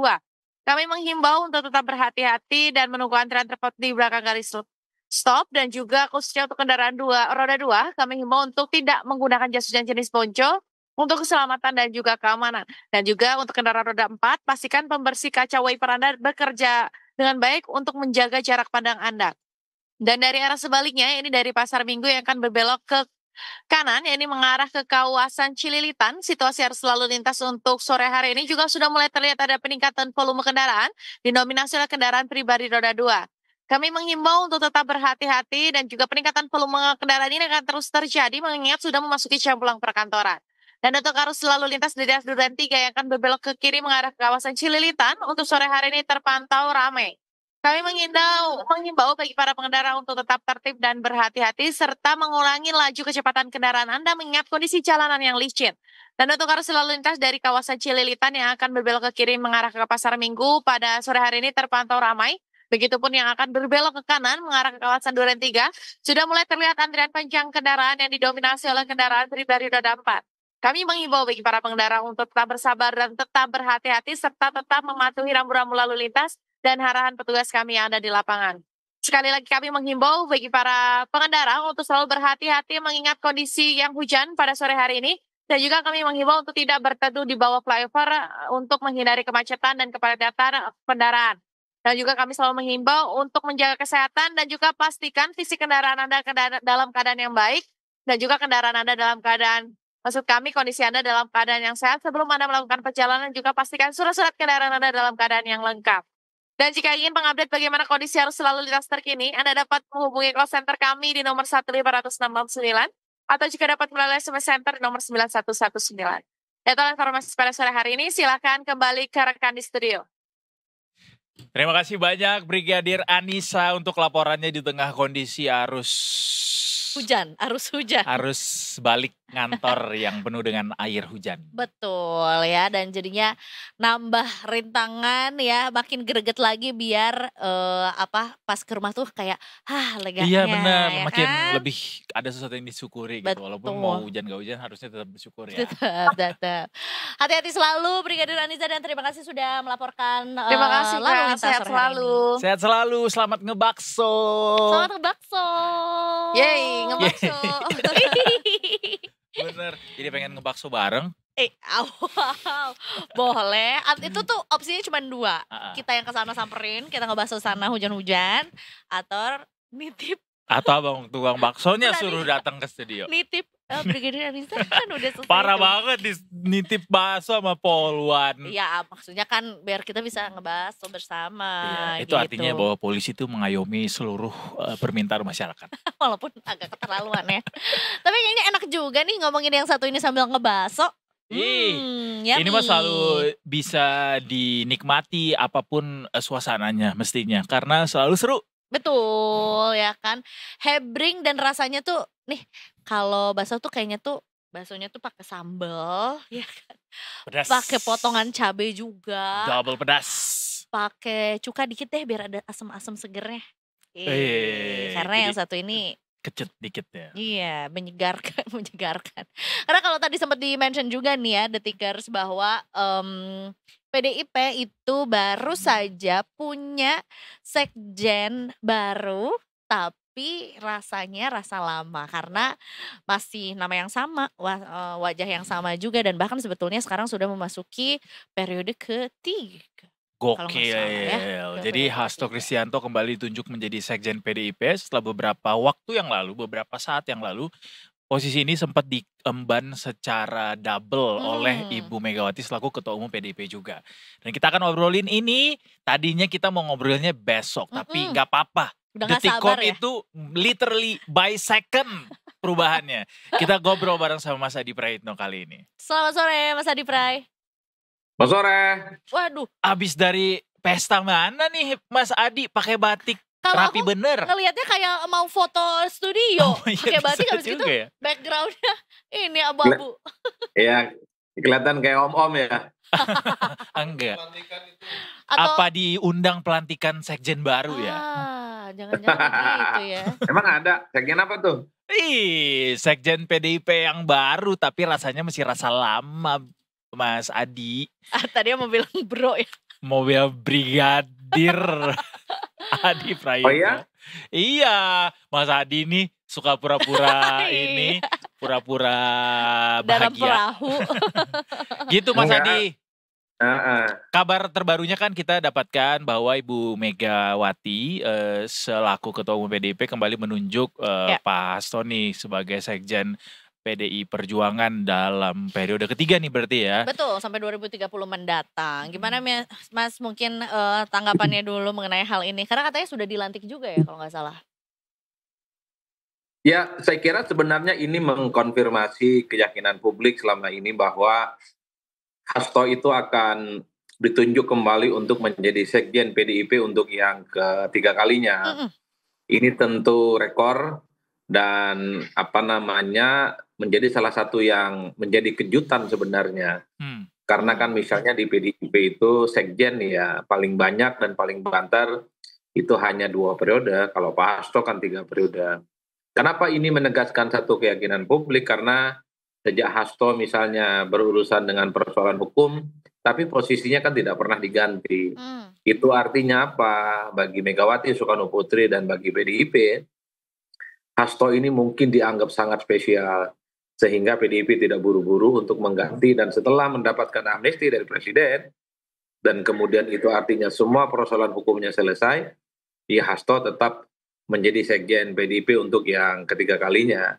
Itulah yang saya sebut sebenarnya ini hanyalah mempertebal bahwa selama ini memang banyak pihak yang sebenarnya mengkonfirmasi bahwa Hasto itu setelah selesai dengan urusan hukumnya, itu akan ditunjuk kembali jadi sekjen. Jadi berita hari ini kan adalah penebalan dari satu keyakinan yang sebenarnya sudah diketahui publik selama ini. Itu yang saya sebut, ini hebat, ini rekor, dan pastinya sudah ada kalkulasi politik yang diperhitungkan, baik oleh Megawati ataupun di internal PDIP secara umum. Saya kira di situ. Berarti nggak ada orang lain lagi gitu, atau nggak ada pilihan lain lagi, atau kenapa sebenarnya harus Hasto lagi gitu ya di periode yang ketiga ini, bahkan sampai ditungguin case-nya selesai amnesti dulu gitu ya. Ya tentu kita tidak bisa membaca secara komprehensif dan secara detail karena seringkali dinamika dan demokrasi di internal partai itu agak sedikit berbeda dengan bacaan-bacaan kita secara umum. Kalau kita misalnya selalu membangun argumen bahwa ketua umum partai, sekjen partai, itu biasanya kan ada periodisasinya. Bahkan elit-elit kunci yang selalu ada di partai itu kan kalau kita membayangkan semacam ada regenerasi yang mungkin dilakukan 5 tahun sekali atau maksimal 2 periode lah kira-kira begitu. Tapi sepertinya memang kalau kita melihat rata-rata kecenderungan partai politik secara umum, ketua umum ataupun sekjennya itu kan banyak sekali periodenya. Itu yang saya sebut, sepertinya memang partai-partai ini bukan soal tidak ada kader lagi, bukan soal tidak ada regenerasi, tapi untuk kepentingan soliditas, untuk kepentingan bagaimana mengakselerasi kepentingan-kepentingan partai, wajar kalau kemudian dia yang ditunjuk di posisi-posisi strategis itu ya orangnya itu saja. Tapi pada kasus ini itu juga tidak menunjukkan pada PDIP, Mas, bahwa tidak ada regenerasi di PDIP sampai harus kembali menunjuk orang yang sama setelah 2 periode berlalu begitu. Ya kalau dalam perspektif publik iya argumen regenerasi tidak terjadi itu pasti akan muncul, tapi itu tadi logika partai politik memang agak sedikit berjarak dengan logika publik secara umum. Karena kalau kita yang bukan pengurus partai, bukan aktivis partai, bukan fungsionaris partai, yang kita bayangkan itu misalnya posisi ketum, posisi sekjen, dan posisi-posisi yang lain di struktur partai itu nggak pernah lama. Mungkin 5 tahun sekali, atau maksimal 10 tahun sekali sebagai bentuk regenerasi. Tapi itu tadi, logika partai pasti sedang mengkalkulasi soal kenapa misalnya posisi-posisi strategis itu hanya dijabat oleh orang yang itu-itu saja. Tentu untuk konsolidasi, memperkuat, dan basis-basis konstituen yang kemudian bisa dimaksimalkan untuk kepentingan politik-politik mereka di masa-masa yang akan datang. Ya itulah logika partai. Kata Robert Michel, ini yang disebut dengan oligarki. Apa itu oligarki? Bagaimana memang keputusan-keputusan penting di partai itu memang hanya terpusat pada 1 atau 2 orang, dan itulah yang kemudian terjadi di negara kita. Dan ini hampir terjadi di semua partai politik. Saya kira bukan hanya di PDIP. Ada faktor tertentu nggak sih sebetulnya mengapa Hasto ini menjadi satu sosok yang memang harus menempati posisi sekjen gitu? Ya kalau dilihat argumennya ya secara analitik, ya pertama tentu Hasto ini adalah sebagai sosok yang paling bisa menerjemahkan visi misi dan keinginan politik dari Megawati Soekarno Putri.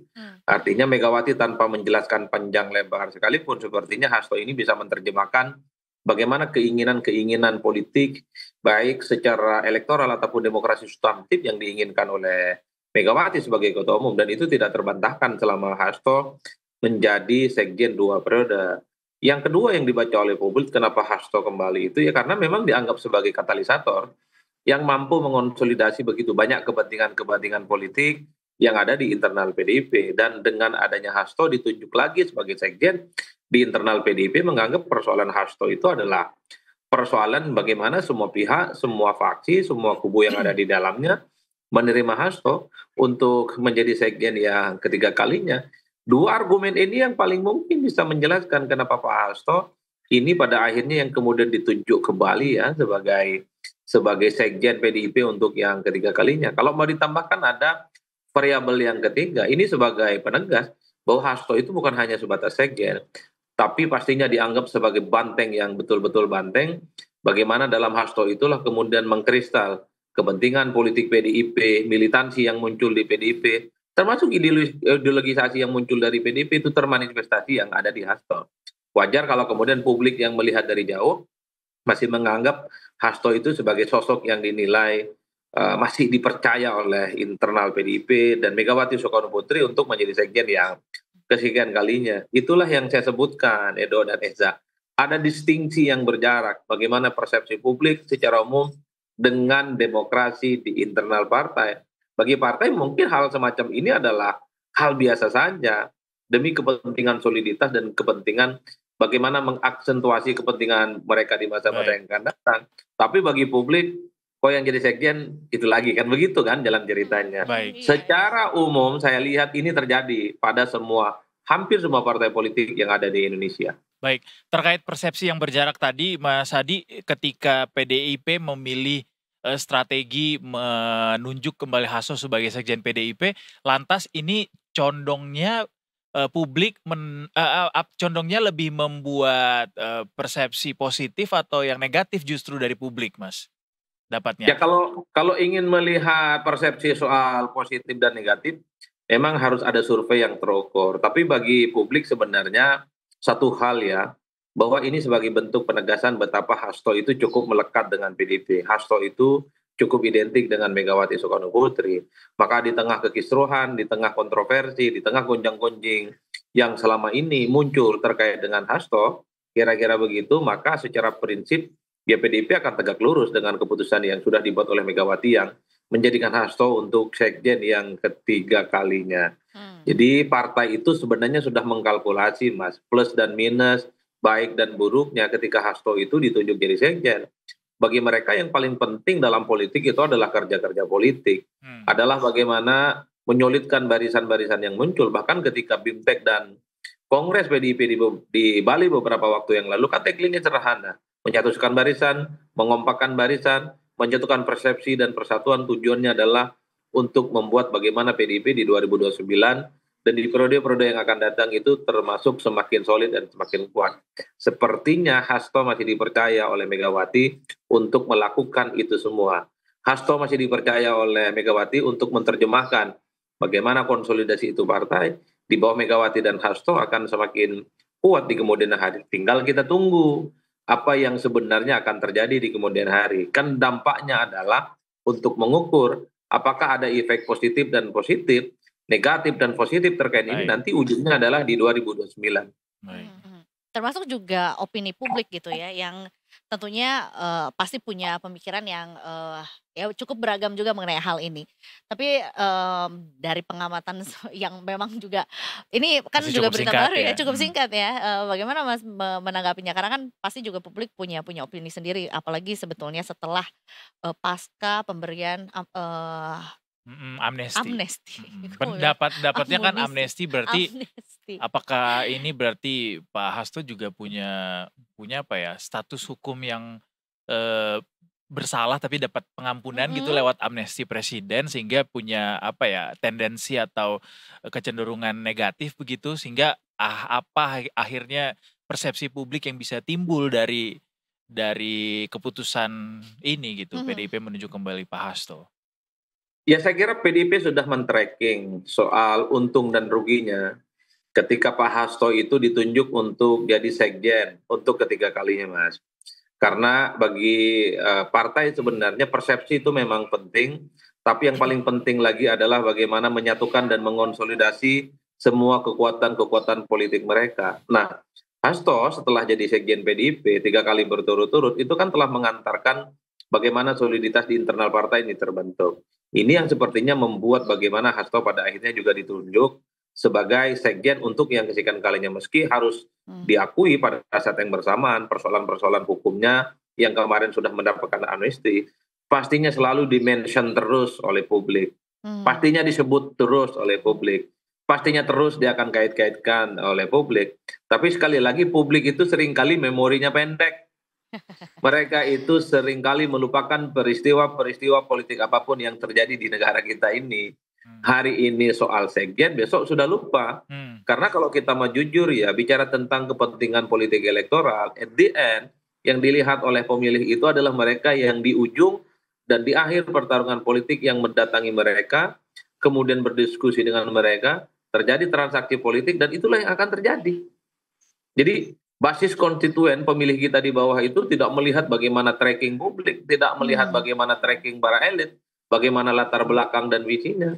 Yang mereka tahu itu adalah persepsi secara umum bahwa mereka akan memilih partai, bahwa mereka akan memilih caleg, mereka akan memilih pemimpin yang di akhir-akhir pertarungan menjelang pemilu suka turun ke masyarakat, turun ke bawah, dan kemudian memberikan sesuatu yang konkret, dan itulah pertarungan politik. Makanya tidak mengherankan kalau kita mau jujur ya, kan banyak sekali ketua-ketua partai yang orangnya itu saja, banyak sekali sekjen partai yang orangnya itu saja, dan rata-rata kuat dan menang. Itulah yang saya sebutkan, ada sesuatu yang berjarak bagi kita, bagi Edo dan Eza. Mungkin kok partai politik ini tidak pernah melakukan modernisasi dan regenerasi, baik dalam struktur kepengurusan ataupun jabatan-jabatan politik yang lain. Tapi secara prinsip mereka dalam praktiknya selalu menang dan selalu kuat. Bisa kita cek, partai politik yang menang di Pilpres adalah partai politik yang menggantungkan kekuatan politiknya pada figur-figur kunci.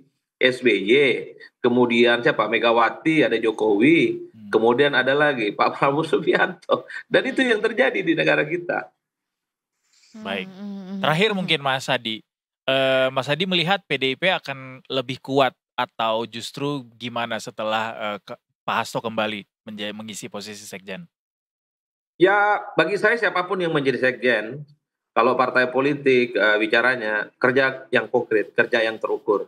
Kerja-kerja yang dirasakan oleh masyarakat di bawah itu adalah variabel penting bagaimana partai politik itu akan dipilih atau tidak. Dan sebaliknya, kalau partai berjarak dengan rakyat, dia tidak menyentuh persoalan-persoalan strategis, nggak peduli mau ketumnya baru ganti, mau sekjennya baru ganti, dia tidak akan memenangkan pertarungan politik secara signifikan. Edo dan Eza, saya satu hal ingin katakan, ada partai politik yang kelihatan selalu ingin menunjukkan dirinya sebagai partai politik yang modern, partai politik yang terbuka, partainya anak muda, partai yang inklusif, partai yang terbuka, tapi at the end dia tidak pernah lolos ke parlemen. Jadi ujung-ujungnya itu adalah soal apakah partai politik itu semakin kuat ataukah dia justru akan semakin menyusut kekuatan politiknya. Jadi yang dipertaruhkan itu adalah soliditas, kekuatan, dan dia menambah suara atau tidak di parlemen. Kan pada akhirnya partai politik berpikir, untuk apa ada regenerasi? Untuk apa misalnya ada figur-figur baru kalau tidak membuat partai politik itu semakin solid dan semakin mantap. Baik. Jadi pragmatis saja ya. Ya pada prinsipnya partai itu kan ujung-ujungnya adalah menang dan kuat. Karena partai itu dibuat bukan tujuannya untuk masuk surga, bukan majlis taklim. Menang dan menang. Siapa yang mampu mengonsolidasi, menorkestrasi dan menyatukan kekuatan, mau dia 2 periode, 3 periode, 4 periode, pasti akan dipercaya oleh partai. Itulah yang saya sebut partai punya logika dan ukuran demokrasi masing-masing dibandingkan dengan kita yang mungkin dalam banyak hal menganggap ini sebagai sesuatu yang agak gimana gitu. Tapi ini jadinya wondering juga, artinya kecil nih Kens buat politisi-politisi muda gitu kalau misalnya mau dapetin posisi. Kecuali mungkin ada koneksi Ya gitu ya kalau Mas. ya kalau mau jujur memang melihat wajah-wajah baru di partai politik ya, terutama di posisi-posisi kunci agak susah. Terutama posisi ketum dan sekjen, dan itu terjadi pada hampir semua partai politik di Indonesia. Dan bahkan kalau kita mau men-tracking satu persatu, memang soal regenerasi partai politik di Indonesia ini kan jaraknya cukup ekstrim. Ada ketua umum partai yang misalnya orangnya itu saja nggak pernah ganti. Tapi kan ada juga ketua umum partai yang baru 2 hari jadi anggota partai, bisa langsung jadi ketua umum. Itu sangat ekstrim. Nah. Saya nggak tahu apakah di kemudian hari itu akan ada undang-undang partai politik yang mengatur jabatan politik seorang sekjen dan jabatan politik seorang ketua umum. Kalau itu tidak diatur dalam undang-undang partai politik, maka sepanjang itu juga mungkin di kemudian hari kita akan melihat wajah dan sosok di partai politik, orangnya ya itu-itu saja, Mas.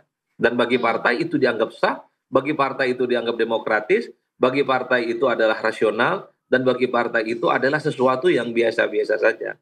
Yang ribut dan gaduh dan kritis itu adalah orang yang tidak berpartai seperti kita-kita, ngomong tentang regenerasi, ngomong tentang rekrutmen, ngomong tentang peremajaan dan seterusnya.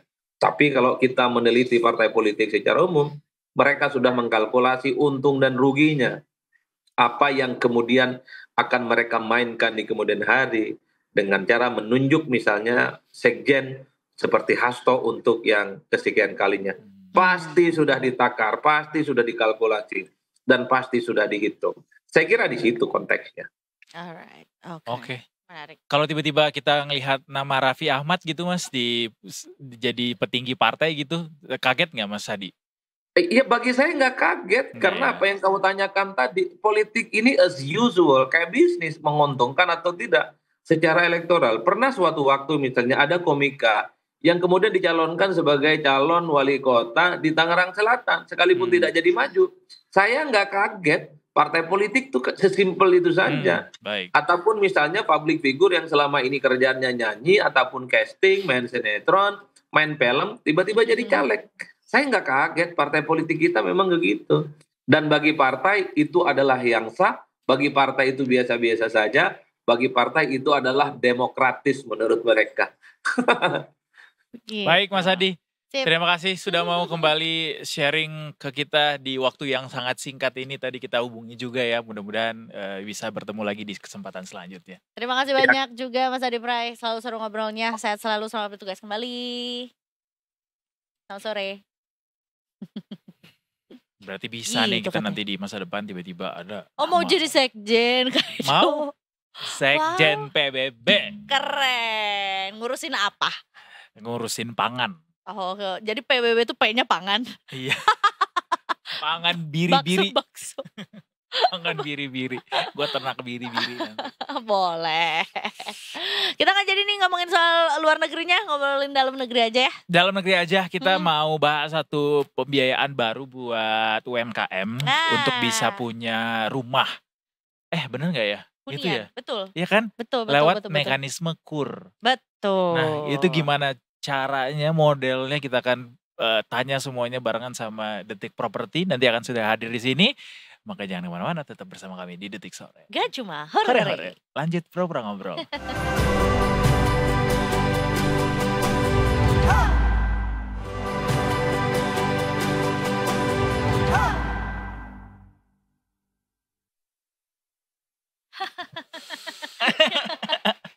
Udah live. Ya Halo ampun. semuanya.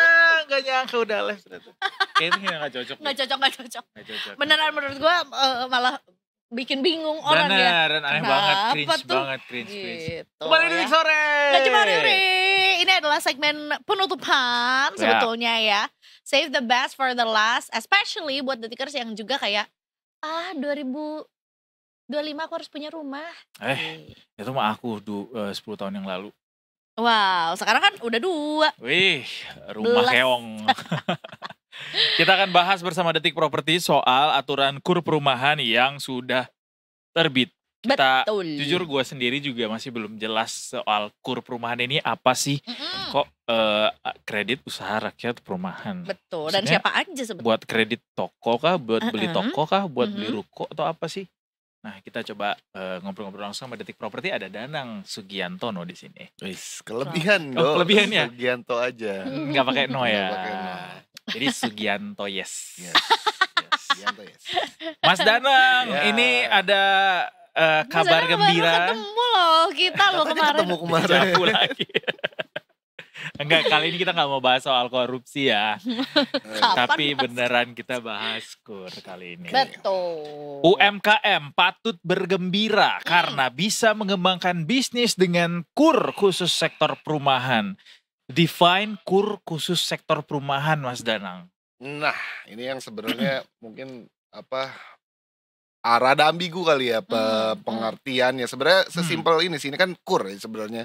Kredit usaha Bisa kan dipakai rakyat. buat bisnis kan. Bisa buat bisnis. UMKM. Nah, ini khusus untuk sektor Mikro. perumahan. Jadi sektor perumahan ini ya kan kita tahu lah Presiden kita Prabowo Subianto ini kan punya salah satu program ininya dia tuh 3 juta rumah. Nah, ini sebenarnya salah satu untuk bagian dari itu. Bagian untuk mengejar target itu sebenarnya. Jadi ya memang ini untuk mengembangkan sektor perumahan tapi tidak langsung menyentuh si masyarakat sebenarnya, tapi ini pengen menggerakkan usaha-usaha sektor perumahan tapi di kalangan UMKM gitu. Sebenarnya sih sesimpel itu, Dok. Bentar, usaha-usaha di sektor perumahan banyak. Misalnya pengembang itu kan ada juga pengembang kecil yang di daerah-daerah. Pengembang UMKM. UMKM Oh, itu pertama. masih bisa ya Itu mengembang bisa. UMKM, bahkan padahal kan yang ditransaksikannya rumah, harganya mungkin juga lumayan. Kan UMKM itu klasifikasinya kan dari sisi omset kan sebenarnya. Omsetnya dia 2 miliar something ya. If I'm not mistaken, batas omsetnya tuh 2 miliar. 2 miliar. Selain pengembang, toko bangunan. Toko bangunan Oh, itu juga termasuk ini usaha di sektor perumahan. Betul, sektor perumahan itu termasuk. Toko cet tuh. Toko cet. Jadi sebenarnya kalau klasifikasi gorden. UMKM di sektor perumahan ini cukup banyak sebenarnya, Dok.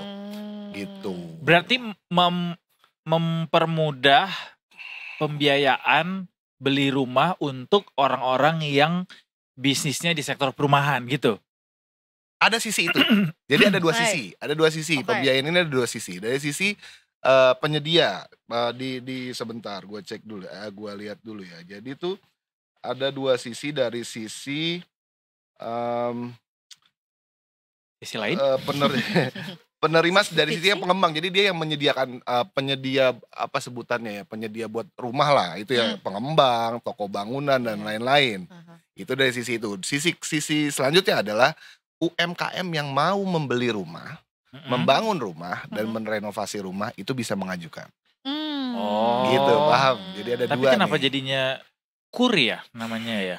Ya, Kenapa enggak yang bikin program baru maksudnya? pembiayaan rumah buat UMKM sektor perumahan gitu misalnya. Atau para pemilik kenapa harus UMKM? KUR ininya skemanya? Karena ya tadi ada sisi yang sebelah sini yang tadi gue bilang tuh, si toko bangunan dan lain-lain. Mereka ini ya dianggap pemerintah ikut andil dalam mencapai target 3 juta rumah ini. Hopefully ya, maksudnya diharapkan seperti itu. Makanya perlu didorong, perlu disokong dana gitu. Kenapa sektor ini yang perlu didorong dan sokong dana?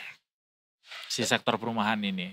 Ya mungkin kan karena sebenarnya kan di daerah-daerah itu juga banyak yang UMKM yang mengajukan mengembangkan subsidi juga, rumah subsidi, rumah-rumah kecil juga gitu. Ini perlu kalau ibaratnya gini dong, kalau misal pengembang mungkin pemerintah menilai ya. Pengembang kecil ini juga kalau diberdayakan bisa ikut membantu lah menyediakan rumah itu gitu. Oh ini sorry ya gue konfirmasi lagi berarti pembiayaan yang dibikin ini, program pembiayaan yang dibuat baru ini, aturannya ini untuk membantu UMKM di sektor perumahan ini membangun lebih banyak rumah lagi, itu satu.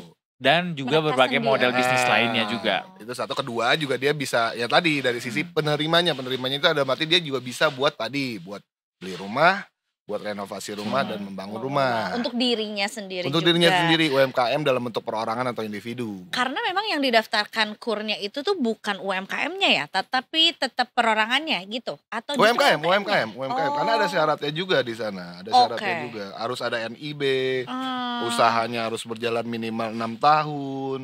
Kayak gitu. Jadi memang harus harus membuktikan diri lah bahwa dirinya itu memang UMKM, memang pelaku usaha. Oke. Di aturan ini siapa penyalur kreditnya? Yang penyalur KUR yang saat ini. Artinya lembaga keuangan yang sudah menyalurkan KUR. PTN. Ya semua lah ya. Bank BRI, KUR pokoknya oke. yang udah menyalurkan. Kalau ini sebentar, ini kan sebenarnya baru keluar dari Permenko ya. Karena nanti bakal ada permen dari sisi Kementerian PKP. Ini permen dari sisi Kemenko Perekonomian. Tentang pedoman pelaksanaan kredit program perumahan. Ini nomornya nomor 13 tahun 2025. Gitu. Ini yang gue baca-baca juga calon penerima kredit diperbolehkan sedang menerima kredit atau pembiayaan komersial dengan kolektivitas lancar dan sesuai dengan ketentuan penyalur KUR perumahan. Jadi dia boleh double. Boleh. Misalnya dia lagi nyicil rumah juga gitu misalnya. Gitu gak sih? Nah itu sebenarnya yang tadi makanya gue bilang itu karena masih ada aturan teknis lain nih. Kita juga sebenarnya lagi menunggu, kita lagi nunggu statement dari Kementerian PKP. Tapi secara kasar teknisnya tuh seperti apa gitu? Secara gambaran tuh gimana tuh skemanya gitu buat yang mau mendapatkan KUR ini? Iya, selayaknya pinjaman KUR sebenarnya. Jadi yang tadi ini kalau gue bacakan ya untuk ada syaratnya kan sebenarnya. Syaratnya itu pertama memiliki usaha produktif layak, punya NPWP, punya NIB. Ini NIB yang menunjukkan bahwa dia punya usaha kan. Usahanya harus berjalan paling cepat itu 6 tahun, minimal 6 tahun. Terus sebenarnya enggak, di aturannya itu tidak sedang menerima KUR ya. Kalau KUR ya, KUR itu enggak. KUR itu harus dia belum tidak menerima KUR. Berarti belum tidak sedang menerima KUR. Tidak sedang menerima kredit program pemerintah lainnya secara bersamaan. Ini yang dari sisi yang buat bangun rumah itu ya. Gitu. Disebutin nggak minimal penghasilan gitu atau minimal omset kan buat KUR si itu kan UMKM-nya? sudah kan UMKM, klasifikasi UMKM sudah. Betul. Termasuk juga paling ada batas maksimal untuk si pinjamannya ya, si kreditnya itu ya. Nah untuk yang plafonnya. dari sisi si pembiayaan yang buat gue nyebutnya mereka yang buat untuk bangun rumah lah ya, sisi yang sebelah sini nih. Itu maksimal itu 5 miliar. Bisa sampai 4 kali Jadi Wow. bisa di Lumayan ini loh. sampai 20 Oke, miliar. plafon Iya, kreditnya Plafonnya. sampai 5 miliar. Betul. Berarti ini tuh adalah untuk contohnya adalah Yang para tadi. developer. Ya, developer, toko bangunan. Toko bangunan, pengembang tuh developers ya. Ya, pengembang Dan- tapi pengembang UMKM ya. Iya. Gitu. DLL. Kalau misalnya nih aku sebagai pemilik UMKM mie ayam Jakarta Raya aku mau mengajukan KUR nih, tapi bukan untuk usahaku, tapi aku pemilik usaha, tapi untuk aku merenovasi rumah biar mie ayamnya bisa di rumah gitu kan ya. Gitu kan? Bisa, Iya kan? bisa. Nah, itu ada plafonnya juga. Ada, memang Ada. itu plafon itu untuk tadi 3 Itu. itu. Maksimal Oh. 5 miliar. Kan tadi. Kan itu buat developer. Tapi itu kalau untuk ini untuk kan ya untuk itu pribadi. kalau Oh, itu beda tuh lagi. Beda lagi kalau itu. Kalau aku kan pemilik UMKM Kalau yang non Oh, I untuk see. kalau yang untuk itu permah. 10 sampai 500 juta. Kalau untuk yang renovasi ya, dari ya ini untuk yang konsumtif lah. Betul. Ya, untuk yang produktif tadi yang tadi tuh Mhm. 5 miliar. Bunganya Maksimal. sama nggak sama KUR Bunga kur sama. biasa? Bunga kur kalau dijelasin di Berapa sini sih bunga KUR sekarang? Beda-beda loh bunga KUR tuh juga. Bahkan ada yang Sini kan. ngerasa tercekik dengan bunga KUR sekarang. Iya, banyak. Nah. Halo Bang. Kasusnya misalnya adalah untuk pembangunan rumah kan, kalau pembangunan rumah tuh adalah rumahnya belum jadi gitu ya, atau ya baru mau membangun rumah juga. Si perumahannya apakah ada atau mungkin ada sebuah lahan yang disiapkan atau mungkin si penerima KUR ini bisa memilih sendiri? Oh, beda. Kalau itu mungkin programnya PKP tuh ya. Kalau Nah. yang model kayak gitu program PKP tuh yang perumahan khusus wartawan kan kemarin ada tuh perumahan khusus UMKM ada. Kalau ini dia ngasihnya bentuknya uang. Jadi kalau dia mau pakai buat beli rumah bisa, mau tadi mau pakai buat bangun rumah bisa, renovasi rumah bisa. Jadi dalam bentuk uang sebenarnya. Jadi mereka yang mencari. Oh, sorry guys, buat menjawab pertanyaan tadi UMKM tuh berapa sih batasan omsetnya misalnya atau kekayaannya? Nah, ini dikutip dari situs econ.go.id, pertanyaan soal usaha apa saja yang tergolong UMKM. Jadi kalau dia usaha mikro, omset per tahunnya itu paling banyak 300 juta. Omset Kalau ya? kalau UMKM kan mikro, kecil, menengah ya. Kalau mikro dia 300 juta, kalau Omset. kecil dia sampai dengan 2,5 miliar satu tahunnya. Usaha menengahnya itu dari 2,5 miliar sampai 50 miliar per tahunnya. Jadi make sense ketika ada UMKM sektor perumahan gitu ya. Iya, Karena betul. dia berarti usaha menengah tuh. Betul, masuknya menengah ya. Dan ini berdasarkan omset juga anyway gitu sebetulnya ya. Berarti ini keunggulannya Nang dari sisi inilah ya, apa namanya, bunga ya, lebih rendah Dari harusnya bunga ya. rendah. Dari pembiayaan yang biasanya mereka dapatin gitu. Betul, ya kan sebenarnya kan mungkin menganggapnya gini, kalau misalnya pelaku UMKM ini kan mereka bisa akses ke pembiayaan ini kan KUR ya. Nah, KUR ini kan selama ini kan diperuntukkan untuk usaha. Sementara mereka kan layaknya seperti pekerja juga kan, butuh rumah juga kan sebenarnya. Nah, itu mungkin yang di capture dari pemerintah, termasuk yang tadi kalau dari sisi penyedianya itu si toko bangunan dan lain-lain yang menjadikan rumah ini kan butuh amunisi gitulah untuk membangun rumah gitu. Oke. Termasuk juga jangka waktu pembayaran KUR-nya, tenornya itu juga paling lama itu 4 tahun. Oh, Nah, kalau untuk yang pembiayaan ya. investasi, sebutnya pembiayaan investasi itu 5 tahun. Oh, sama berarti dengan KUR retail Untuk, juga ya, gitu. Kredit modal kerja itu 4 tahun, untuk pembiayaan investasi paling lama 5 tahun. 5 tahun. walaupun sebenarnya statusnya bukan produktif ya untuk untuk konsumtif gitu, untuk hunian gitu misalnya, bukan untuk mengembangkan. Tergantung.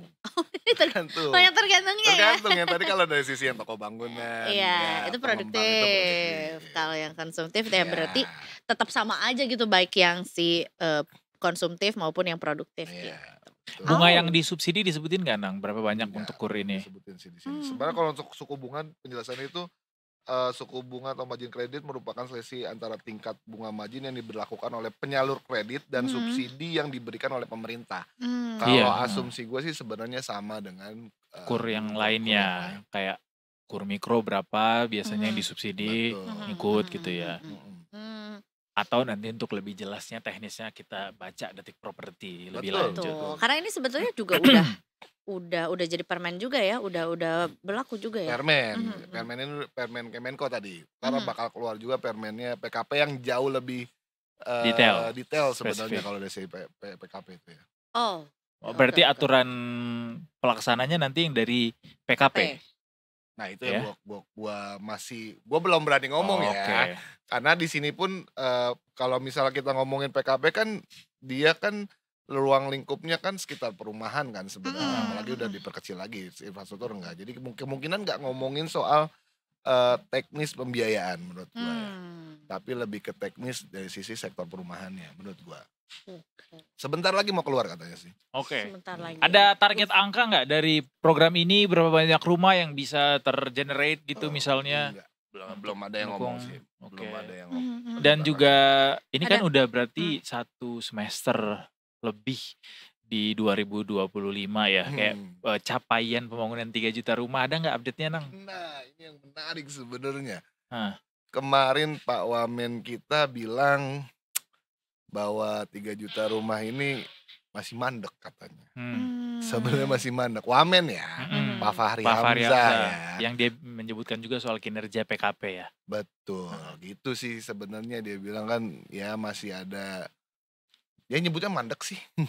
Baca aja di Detik Properti. Tidak mengelaborasi lebih jauh lagi, tapi kalau mau detail quote-nya bacanya di Detik Properti. Betul. Emang sia-sia dihadir di sini. Enggak sia-sia karena menggiring untuk baca ke Sorry, gua ralat. Detik Properti ya.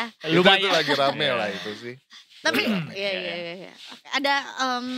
Ada celah-celah untuk bisa potensinya kredit macet ya kalah, atau mungkin justru dimanfaatkan sama orang-orang yang memang tidak semestinya lah gitu. Iya, kalau ini kan sebenarnya aturannya berdasarkan teknis kur yang ada ya sebenarnya. Ya kalau ya tinggal kita lihat aja bagaimana kur yang biasanya berjalan itu yang buat sektor usaha itu seperti apa gitu kan, kita lihat sendiri. Ya terkadang ada juga kan sebenarnya yang ya gitulah. Ya gitulah. Tapi ya tidak usah berkecil hati Pak Fahri Hamzah dan juga Pak Ara ya. Gara-gara ini baru tahun pertama juga anyway. Pak Jokowi aja baru di tahun ke-5 kalau nggak salah menembus 1 juta rumah. Baru 1 juta rumah tuh. Ini 3 juta rumah lebih lagi. Cuma ya tetap harus terus kita usahakan agar semakin lebih banyak masyarakat Indonesia yang punya rumah. Dengan murah dan terjangkau dan dekat dengan kantornya. Amin.